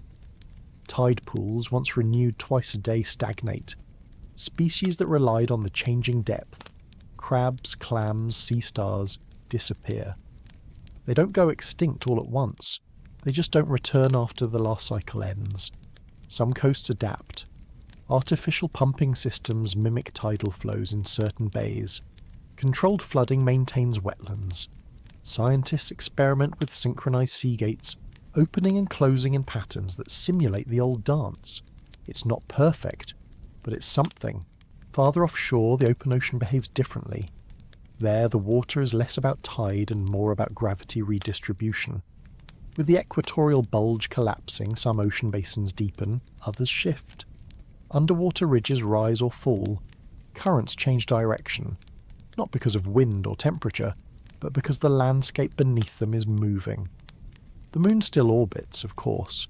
Its pull is still there, but it loses some of its voice. In a spinning world, the combination of lunar gravity and Earth's motion created dynamic friction. That friction transferred angular momentum from the Earth to the moon, slowly pushing it farther away. A few centimetres per year. Barely perceptible, but measurable. Now, with no spin, that friction ends. The moon stops drifting. Its distance stabilises. Its orbit begins to tighten, very slowly. Not dangerously, but definitely. Lunar eclipses become less frequent. The length of a month adjusts, fractionally, and the night sky gains a new constancy. The moon appears in the same position over the same part of the Earth, night after night. On the day side, it becomes a pale presence against the endless sun. On the dark side, it becomes a permanent companion, casting long shadows across ice-covered seas. Culturally, the moon begins to change meaning. Without tides to follow it, the moon is no longer a timekeeper. Calendars, long tied to its phases, drift into abstraction. Moon festivals continue, but more as tradition than astronomy. Children learn about lunar cycles in school the way they learn about spinning tops, a concept from another time. Poets still write about it, lovers still point it out, but now it's the stillness that captures the imagination, not the change. The moon becomes a symbol of constancy in a world where everything else has shifted. For animals, the change in tides is more than symbolic. Marine species that spawn based on lunar cycles become disoriented. Grunion, who once flung themselves onto beaches in perfect timing with the highest tide, now misjudge their moment. Turtles, accustomed to crawling ashore during low tide, find the water never recedes. Whales that used to navigate by shifting sea depths must adapt or lose their paths. Some do. They follow chemical cues instead, or temperature gradients, or magnetism. But many do not. For humans, the change isn't just biological, it's economic. Tidal energy systems, once a growing part of the renewable energy portfolio, fall silent. Wave farms are re-engineered or abandoned. Desalination plants that relied on tidal intake must be redesigned. Insurance companies rewrite flood models. Coastal construction shifts to assume a permanent high tide in some regions, a permanent low in others. Cartographers redraw shoreline maps for the third time in a decade. The language of tides becomes ceremonial. Surfers, once obsessed with tide charts, shift focus to wind and swell. Harbour masters rely on historical averages, not predictions. The tide tables are printed less and less, and yet in some places something strange happens. Subtle movements return, not full tides, not the rhythmic dance of old, but pulses, driven not by the moon alone, but by distant storms, tectonic shifts, ice melt, thermal expansion. Movements too slow to be called tides, too irregular to be predicted. but still, movement. Some call them ghost tides. They rise without warning, inch the shoreline forward, then retreat days later. Fishermen swear by them. Oceanographers argue over their cause. Some believe they're the Earth's way of testing balance again. Others say they're nothing new, just amplified versions of old background shifts that were once masked by stronger rhythms. Either way, they're watched, measured, recorded. Because in a world where tides no longer follow the rules, any sign of motion matters, and perhaps more than that, any sign of return. But return isn't the same as recovery, because even with all these changes, oceans stalled, tides quieted, coasts redrawn, one force still holds power over everything that breathes. And that force is time.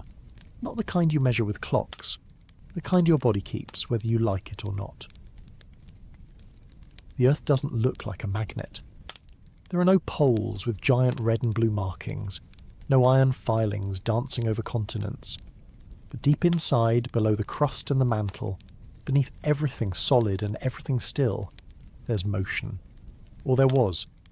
The magnetic field that shields our planet isn't a surface phenomenon. It doesn't come from the atmosphere or the crust. It comes from the core, a swirling, churning sea of molten iron and nickel, rotating within the planet's heart.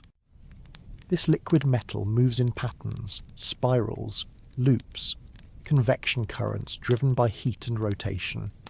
And those movements create a magnetic field strong enough to deflect solar radiation, shield satellites, guide birds, and keep your compass needle pointing north. It's called the geodynamo, and without motion, it begins to shut down. Not instantly. The molten core still has heat. The planet's internal engine doesn't stall in a day. But without the rotation of the outer shell, the patterns inside start to change. They slow, they stretch, the dynamo weakens. As it does, the magnetic field begins to fade. You don't feel it. Nothing shakes, no alarms sound. But over months and years, the data begins to shift. Magnetometers record declining field strength. Satellites register more radiation exposure. Auroras, once confined to the poles, begin drifting toward lower latitudes. The sky in regions that never knew them now glows at night in green and red and violet. Beautiful, but not entirely benign, because what the field was doing wasn't just decoration. It was a shield. The sun doesn't just send light and warmth, it sends charged particles, streams of plasma that race through space at immense speeds, solar wind, coronal mass ejections, radiation storms. In a normal world, the magnetic field deflects most of that, wraps around the planet in a protective bubble, the magnetosphere. Without it, more of those particles reach the atmosphere, more of them reach the ground. At first, the changes are minor, slightly higher radiation levels at high altitudes. Airline crews and frequent flyers start to see higher cumulative doses. Recommendations change. New shielding is installed in planes. Routes are adjusted to avoid flare zones. Then satellites begin to fail more frequently. Not because of collisions or decay, but because their electronics are fried by solar particles. Shielding is added. Redundancy is built in. Some constellations are taken offline. Others are rebuilt with radiation in mind. Satellite internet slows. Communication blackouts during solar storms become normal. Eventually, ground-level radiation starts to rise, especially near the equator, where the magnetic field used to be strongest. UV indexes climb. Skin cancer rates increase. Outdoor labour becomes regulated by exposure limits. Schools build UV-safe structures over playgrounds. Public health announcements include daily radiation forecasts alongside air quality and pollen counts. Technology adapts. Consumer electronics are redesigned with hardening against electromagnetic interference. Power grids install new surge protection. Backup systems run constantly. Transformers are built to absorb or deflect geomagnetic surges. Still, blackouts happen. Sometimes local, sometimes not. Insurance companies rewrite policies to include space weather clauses. Solar observatories are funded heavily. Global alerts go out ahead of solar events, not for astronomers, but for everyone. People know the signs.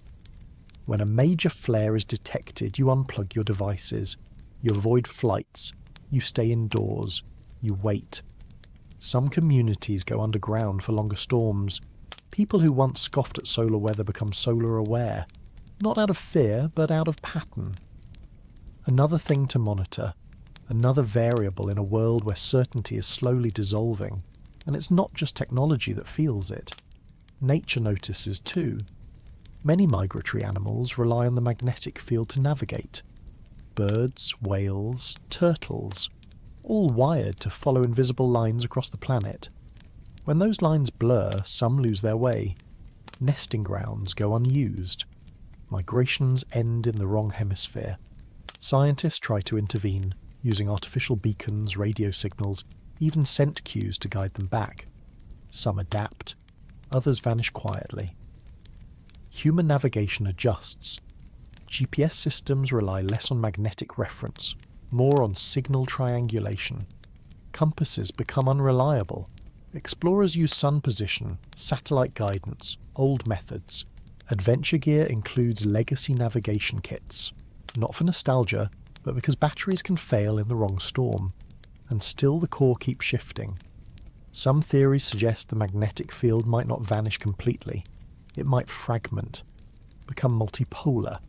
Not north and south, but scattered patches of different polarity. The compass doesn't spin in circles. It twitches. It lurches.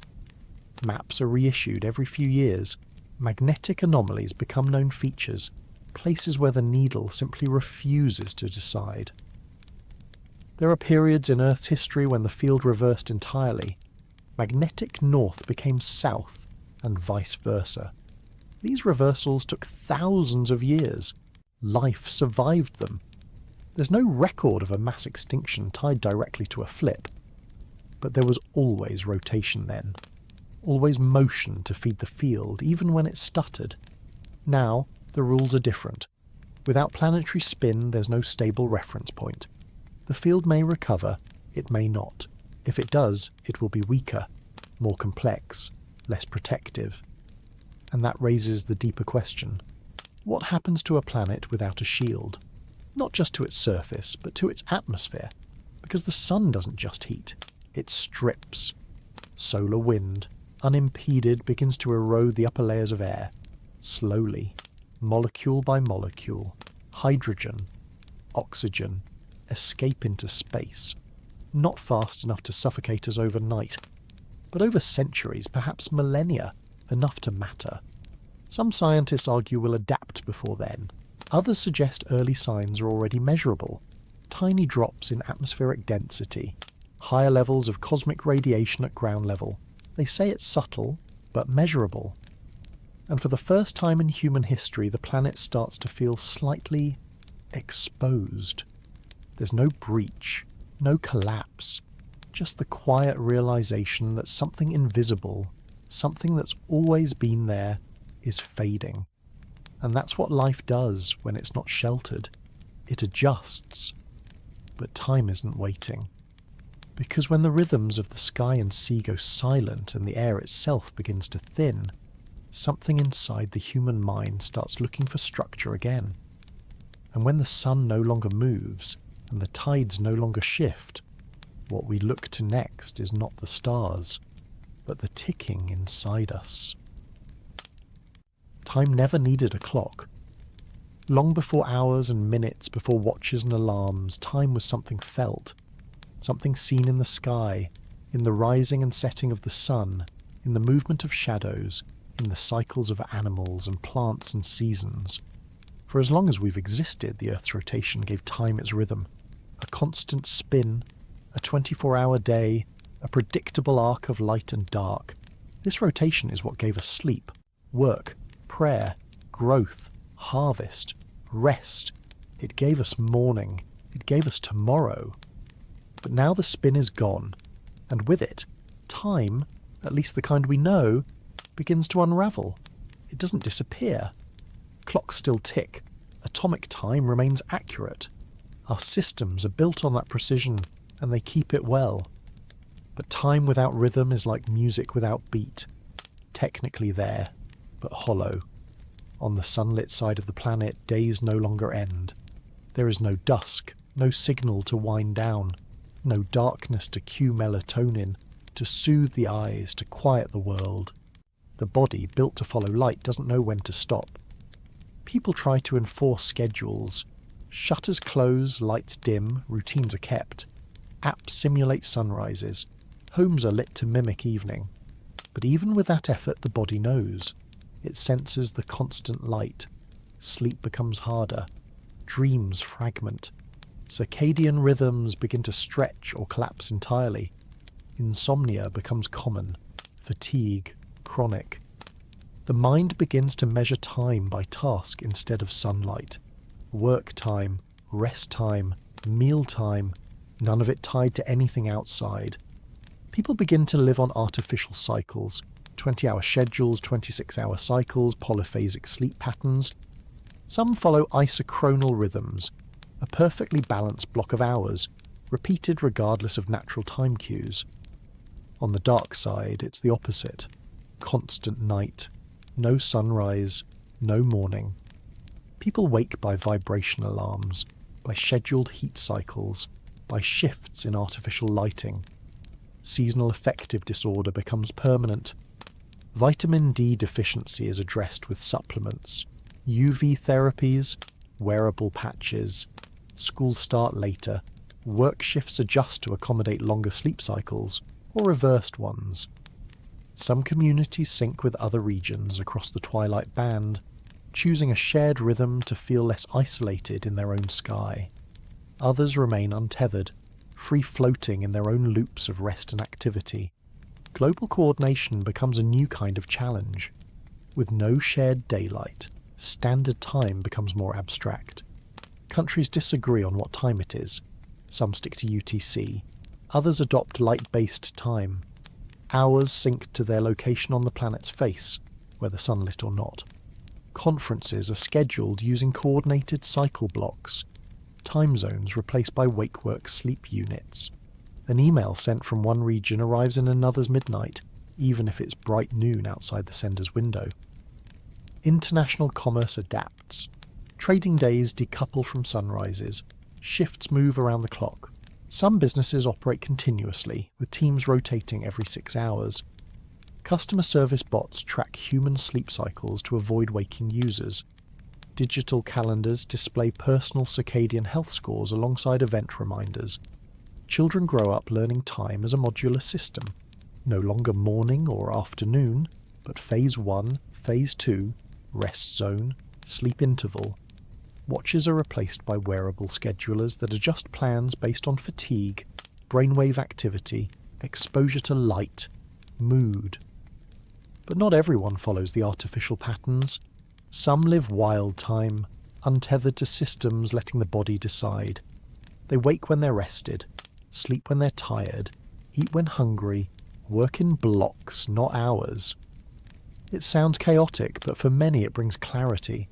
Especially on the dark side, where the pressure to perform like it's day fades away. Philosophers start to ask new questions. Not, what time is it? But what is time without rhythm? Is it still linear? Is it useful? Some argue that time is now emotional, felt in moments, in memory, in motion. Others argue for returning to nature's old clocks, the bloom of certain flowers, the cry of migrating birds, the cycles of human biology itself. And inside our bodies, those clocks still tick, though they're confused. The suprachiasmatic nucleus, the brain's master clock, used to reset with every sunrise. Now, deprived of natural light cycles, it drifts. Hormone production shifts. Metabolism follows new patterns. Digestion slows at odd hours. Peak focus arrives unexpectedly. Labs run studies on decoupled humans. Isolated from external cues, test subjects settle into internal days that stretch beyond 24 hours. Some land at 25, some at 27, a few reach 32. The body keeps ticking, but it wants to write its own schedule now. Social norms adapt. Meals are no longer tied to specific hours. Restaurants open in 4-hour waves, overlapping with other businesses that work on completely different rotations. Relationships strain and reform across cycle mismatches. New dating apps include phase alignment scores to increase compatibility. Language evolves. Good morning becomes less common, replaced by neutral greetings like "hope you're rested" or "are you in phase right now?" Time becomes a personal metric, no longer assumed, always asked. And in the arts, something begins to shift.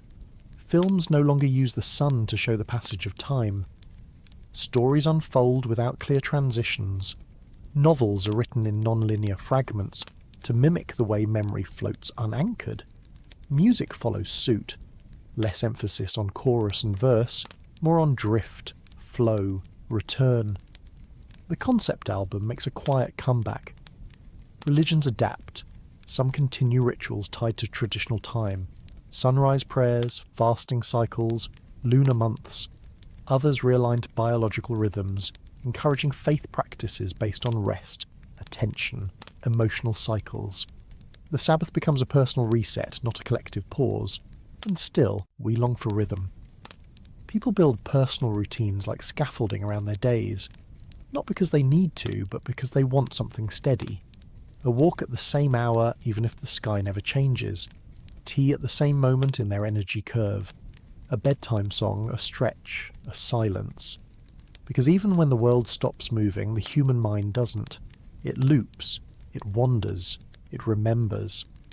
And in that remembering we begin to find new kinds of time. The time it takes to forget. The time it takes to heal. The time between changes. The time a story lives inside you before it fades. Not everything needs a clock, but everything eventually needs a rhythm. And while we chase that rhythm, something else is happening. As the planet settles into stillness, the calendar starts to crack. Because if a day no longer means anything, what happens to a year? In a world that no longer turns, you don't wake up to a sunrise. Not anymore. The light doesn't come in through the window, it doesn't climb the wall, it doesn't warm your skin. You don't measure the morning by the way your room brightens, or the way the air smells different, or how birds begin to sing. Because without rotation, the sun doesn't rise, it stays. Wherever you are, whatever part of the planet you live on, the sun is either fixed above you, or it's gone completely. And it stays that way for a very long time. Not days, months.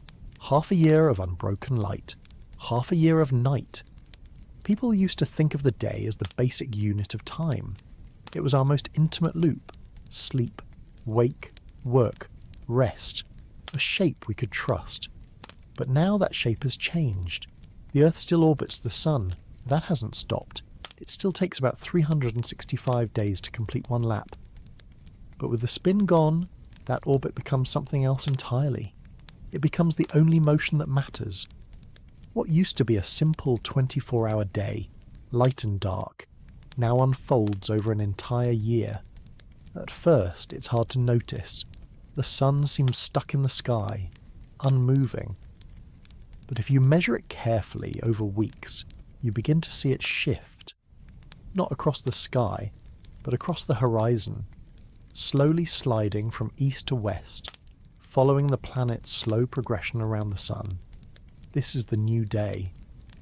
And it lasts 365 times longer than the one you grew up with. On the sun-facing side of the planet, the light begins softly, a long, slow dawn stretching over weeks. Then it intensifies. The sun climbs, so gradually that the change is invisible from one moment to the next. Each week warmer than the last. Shadows shift by centimetres. Plants track the sun, but not in arcs anymore, just in gentle turns, stretched over seasons. Around month 3, the light reaches its peak. The sun sits almost directly overhead. This is solar noon, and it lasts for weeks. The heat is unrelenting. building strain under continuous expansion and contraction. Water storage becomes critical. Solar power works beautifully, but demand spikes as cooling becomes essential for survival. And still, the sun doesn't move. It stays there, above you, unwavering. A midday that lasts the length of a traditional summer. Days blur into one another. People schedule sleep based on temperature, not light. Work begins in artificial night cycles, indoor lighting designed to mimic sunset simply to give the mind something it recognizes. And then, at last, the sun begins to slide westward. Slowly at first, then more noticeably. Weeks pass. The light softens. Shadows grow longer. What once would have been a 10-minute sunset now lasts for over a month. The golden hour becomes a golden season. The world glows amber. The air cools. Plants respond. The atmosphere shifts. Animals migrate across the twilight zone following the shrinking line of comfortable temperatures. Some have adapted. Others simply follow instinct, trusting something ancient even if it no longer works quite right. And then, just like that, the sun disappears. Not in a flash, but gradually. A sunset that begins in one month and ends in the next. On the far side of the planet, everything has been happening in reverse. While half the Earth baked under a half year of sunlight, the other half sat in darkness. Not dusk, not nightfall. A true, unmoving night. The kind where even the stars seem different. Because without rotation, the night sky no longer spins above you. Constellations don't wheel overhead. There's no arc of motion. Instead, the stars hold their positions, frozen in place. You could mark them on glass, trace them. They wouldn't move. The moon too behaves differently. Its cycle, once regular, now detached from your experience of night. Sometimes it's there for months. Sometimes not at all. People stop thinking of it in phases. It becomes an event. A visitor. You track it when it appears and you miss it when it's gone. In this endless night, the cold deepens steadily. Temperatures fall month by month. Surface water freezes. Soil hardens. Infrastructure shifts from cooling to heating. Entire cities become icebound. Agriculture halts. Food storage becomes a matter of planning not for winter but for night. Homes are built with thermal mass. Underground facilities grow crops under LED lights calibrated to mimic the spectrum of midday sun. And in this long night, people turn inward. Not just indoors, but mentally. Winter depression becomes year-round for those in the dark half. Entire communities are structured around maintaining morale. Public art projects, community rituals, creative light displays, simulated sun chambers, anything to provide psychological anchors, and eventually the stars begin to dim, not because they're fading, but because the sun is returning.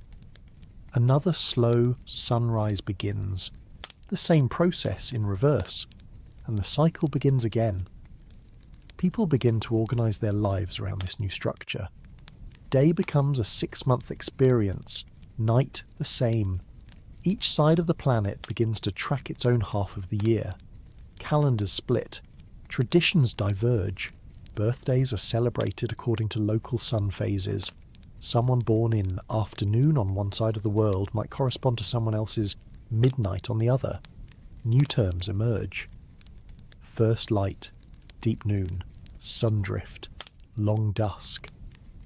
You no longer ask what time is it, you ask where in the day are you? And beyond that, culture begins to align with orbital motion. School years follow the sun. Industries adjust fiscal quarters to match local light conditions. Festivals are built around sun transitions. Marriages are timed to coincide with solar equinox. The whole of life shifts toward this new, slow beat. Even science follows. Space agencies launch missions during solar midnight to minimize radiation exposure. Health services structure vaccination cycles and medical care around seasonal immune responses tied to light deprivation or overexposure. Artificial intelligence learns to adapt systems not to global time, but to orbital position. And yet, something about this feels familiar. It's slower, stranger, harder. But at its core, it's still rhythm, not the tight loop of day and night. But a long breath, an inhale and exhale stretched across the year. The old rhythms are gone, but we've found a new one. And somewhere in that new rhythm, we're not alone. Because not just humans, but animals too, are trying to find their place in this new pattern. Animals don't ask questions about time. They don't mark calendars, they don't schedule sleep, they don't care if it's Wednesday. But they know when to wake, when to eat, when to hide, when to run. They know by light, by warmth, by the angle of the sun and the scent of the air. They know by cycles so deeply embedded in their blood that no explanation is needed. The world moves, and so do they. But now, the world doesn't move. And for them, the confusion begins long before we noticed it ourselves. Some animals respond with silence. Birds that once sang at dawn now fall quiet. Not because they're gone, but because dawn never comes. The call and response rituals that mark the beginning of each day are stalled in midair. The cues are missing, so they wait. Some never resume the songs, others respond with chaos. Migratory species tuned to the shifting day length don't know when to go. Monarch butterflies linger too long. Caribou wait for a signal that never arrives. Whales breach in the wrong season. Some try to leave, flying or swimming or walking toward where they think the rhythm might still exist. Others stay put, waiting for a change that doesn't come. Predators notice it too. Hunting patterns that depended on crepuscular timing, those hours around dawn and dusk start to fall apart. In the eternal day, prey never settles. In the eternal night, prey never emerges. Ambush predators begin to starve. Those who chase learn to rely on sound, on movement, not on timing. The result is imbalance. Some populations boom, rodents in the dark, insects in the heat. Others crash. Reptiles that can't regulate temperature, amphibians that can't find moisture. Species that once coexisted fall out of sync. Food chains twist. Ecosystems crack. In the oceans, the disruption is quieter but just as deep. Phytoplankton, which bloom based on sunlight cycles, overgrow in the eternal day and disappear in the night. That shift ripples upward. Fish move to follow the food. Birds follow the fish. Fisheries collapse in regions that once teemed with life. New hotspots emerge, unpredictably. Old migration routes become dead zones. Some animals do adapt. Creatures with short generational cycles begin to evolve new habits. Insects adjust breeding times. Rodents shift activity into artificial patterns, active in 6-hour blocks, resting in 8. Cats and dogs raised in human environments begin to reflect their owners' strange new rhythms: sleep, wake, sleep again. In labs, researchers study how animals respond to permanent light or dark. They find that circadian drift is nearly universal. Even in the absence of cues, almost every species keeps some kind of internal beat. Not always 24 hours, sometimes shorter, sometimes longer, but always something. A ticking deep in the cells, and when that rhythm breaks, behaviour breaks with it. Aggression increases, reproduction falters, parental care becomes erratic, social structures crumble in pack animals. Some species become more solitary, others become more desperate. There are exceptions. Some deep-sea creatures, long used to darkness and pressure, show little change. Their world never cared about the surface rhythms. Others, bats, moles, cave-dwellers, adjust easily. Their clocks were always flexible. They become, briefly, the best adapted mammals on the planet. Humans start learning from them. Bioengineers study their proteins. Neuroscientists analyse their brains. New treatments emerge. Hormone regulators, light-responsive implants, engineered melatonin variants. Not to cure the world, but to help us function in it. People begin to live more like animals themselves, less structured by hour, more attuned to body signals, hunger, rest, alertness. Routine becomes instinctual, not scheduled. Social interaction shifts from when's a good time to are you in rhythm? Pets notice too. Dogs sleep in shorter bursts. Cats become more vocal. Parrots stop mimicking doorbells because the doorbell no longer rings at consistent times. Domesticated animals, once in tune with our habits, start to drift away from them or pull us into new ones. And in the wild, entirely new behaviours emerge. Some birds stop migrating entirely. They build permanent nests in the twilight band, where temperatures stay moderate. Others begin to follow human infrastructure, resting in solar-heated buildings, feeding at night markets lit with constant glow. Some species begin to thrive not in nature, but in the edges of our adaptation. Scientists track it all. They create new categories: light-locked species, phase-shifted populations, drift-adapted ecologies. Entire new fields emerge. Not just chronobiology, but exochronology, the study of life without planetary rotation. And in that study, they start to notice something else. Some animals aren't confused. They're just different. New behaviours are learned, passed on. Wolves that hunt in dark light cycles. Birds that time their flights by wind instead of warmth. Octopuses that glow in new patterns. It's not that the old world is gone. It's that evolution never needed us to keep it stable. Given new conditions, life keeps going. Not perfectly, but persistently. In ways we don't fully understand, and maybe never will. But while we struggle to keep our own structures standing, nature begins quietly rewriting the rules. And in one corner of this still-turning solar system, on a planet no longer spinning, animals are adapting to a new kind of balance.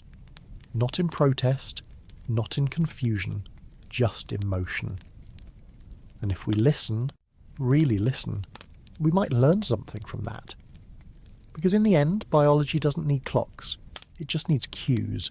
And the planet, though changed, still gives them. You just have to learn how to read them. But while animals move with new rhythms, some things we built can't move at all, and some of them are falling apart. We didn't see it all at once. The day didn't stop spinning and take the world with it in a single moment. The change was slow.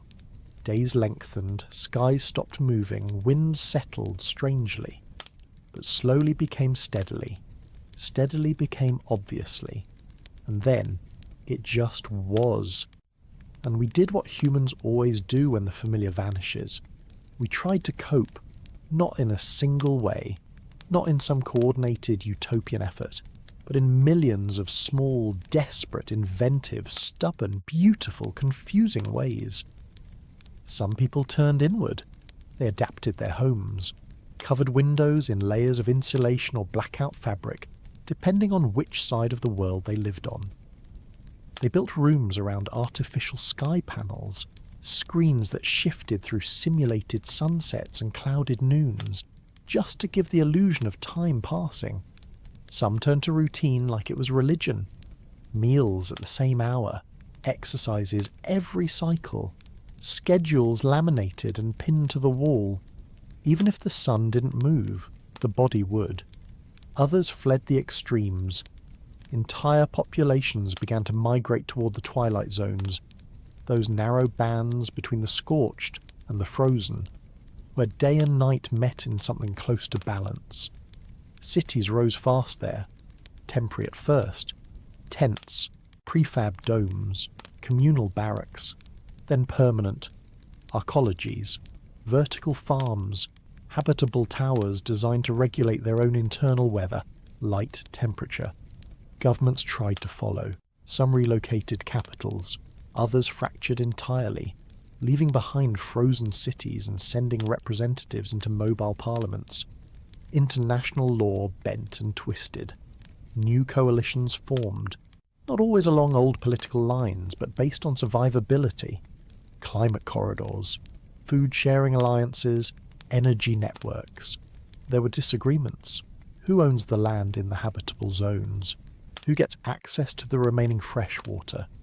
What laws apply when your country no longer has a stable territory? some conflicts emerged. Not world wars, not all at once, but tension, standoffs, trade restrictions, mass cyber sabotage. A world built on fast, seamless logistics suddenly became slow and territorial again. The flow of goods didn't match the flow of need, and so people started building what they needed themselves. Decentralization became survival. Homes turned into power generators, rooftop solar, wind funnels, thermal batteries. 3D printers re-emerged in popularity, not for toys, but for tools, parts, shelter frames. Local farms reappeared, vertical gardens, mushroom walls, insect nurseries, water recycling systems the size of a dishwasher. Survival wasn't glamorous, but it was often collaborative. Cities became quieter. Some were abandoned, others shrank to core neighbourhoods. Mass transit fell out of use in places where tracks buckled or froze. Electric bikes, hand-pulled carts, insulated pods. Movement was slow, sometimes erratic, sometimes dangerous. Entire sectors of industry shifted to servicing adaptation infrastructure, repairing filtration systems, insulating buildings, updating light calibration schedules. On the social side, people searched for grounding.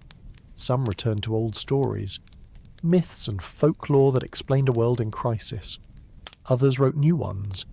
Artists, as they always do, began to reinterpret what existence meant without rhythm, without sunrises, without seasons.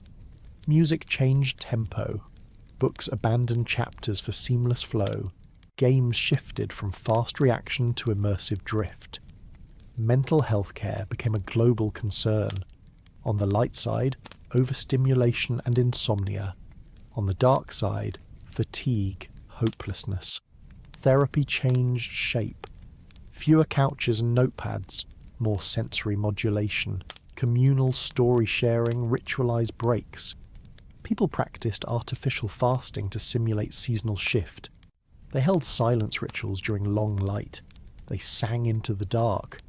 There were also those who denied it, not out of ignorance, but as a kind of rebellion. Communities formed that lived by the old clock. They kept strict 24-hour cycles regardless of light. They marked fake sunrises and sunsets. They resisted new language, insisted on morning and night, winter and summer, not out of practicality, but because they couldn't let go, or didn't want to. Others embraced the shift with almost religious fervour. Philosophies emerged built around stillness, groups that saw the stopping of the spin as divine instruction, to slow down, to turn inward, to abandon ambition, to listen. The world stopped, they'd say, so we could start hearing ourselves. Not cults necessarily, just belief systems that made peace with the silence. Education transformed. Children no longer learned geography as fixed. Maps were layered with climate drift, territory zones, orbit phases. Time wasn't taught with hours, but with energy cycles, alertness windows, shared rhythm cues. New math systems were developed to model behavioural drift. New languages dropped time-based metaphors entirely. Don't waste time became don't waste effort. It's getting late became you're fading. And always, behind it all, was technology. Software designed to help people synchronize. Work schedules that adapt to circadian data. Communication tools that track light exposure. Health apps that recommend when to speak or rest, based on phase alignment with the people you care about. AI systems became more essential and more invisible. They ran the temperature curves of cities, managed energy flow, predicted microclimate behaviour down to the block. Not all-knowing, not perfect, but always watching, always balancing. And yet, they too needed parameters we could no longer provide. Models trained on rotation, sunrise, seasonality. Now they learned from new data, from us. We became the pattern, and maybe that was the hardest thing to accept, that the world would no longer guide us, that nothing outside would tell us what to do or when to sleep or where to go, that we would have to decide. And for many, that freedom was terrifying. But for others, maybe just a few, it was something else. A beginning. And somewhere in all of it, people started to remember that they'd never really needed the sun to tell them how to live, only each other. But even in the most adapted places, something else kept catching up. A deep fatigue, not physical, not even emotional, something else. So, after all this, could the Earth actually stop spinning? In short, no. Not like this. Not in a sudden, full stop kind of way. Not by anything we're likely to witness. Not even with our most powerful machines or worst intentions. The Earth spins because it was born spinning. From the moment our planet formed, out of clouds of dust and rock it carried momentum. Angular momentum, to be precise. The same way a skater spins faster when they pull their arms in, the planet took shape while rotating, and it hasn't stopped since. There's nothing keeping it spinning. No engine, no motor, just inertia and space. And that's the trick. There's also almost nothing slowing it down. Over time, very long time, the spin does change. Tides, pulled by the moon, create friction with the Earth's crust. That friction acts like a brake. Tiny, gentle, and constant. Right now, it adds about 1.7 milliseconds to the length of a day every 100 years. Barely enough to notice. But over billions of years, enough to matter. In fact, we have evidence that days used to be shorter. Fossil corals from hundreds of millions of years ago show daily growth rings.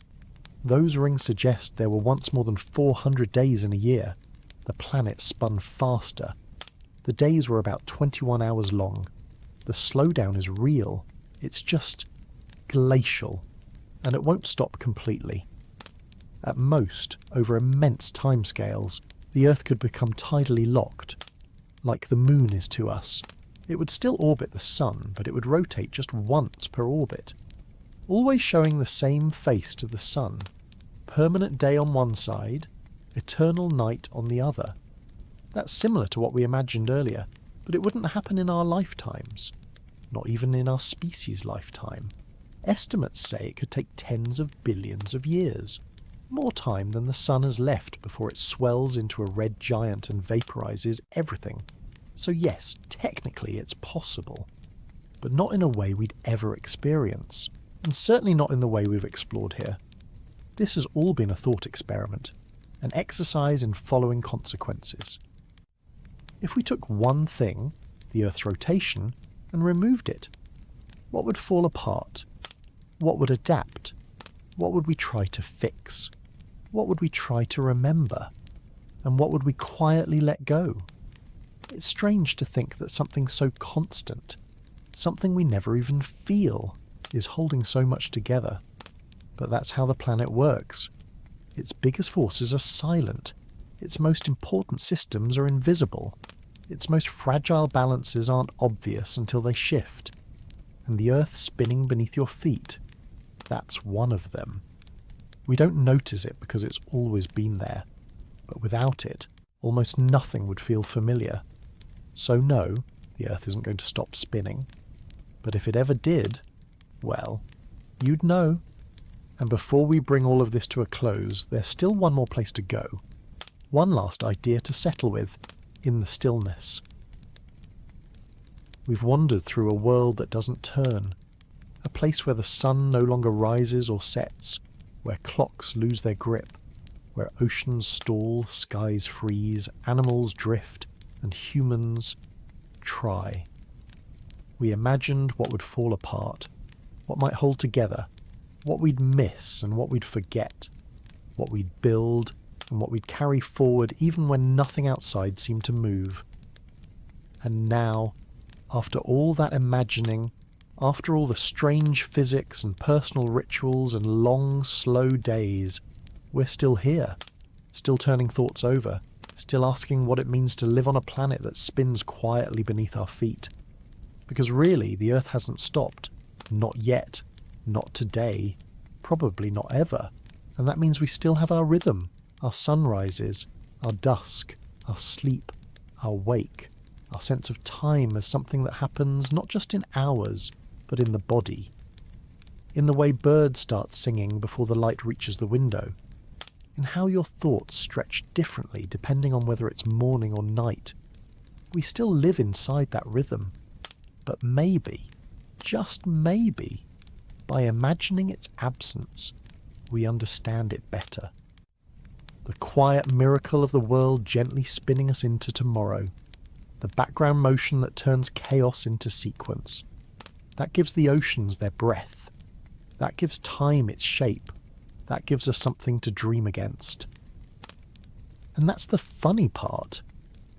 In the stillness we imagined, we still found rhythm. We still built stories.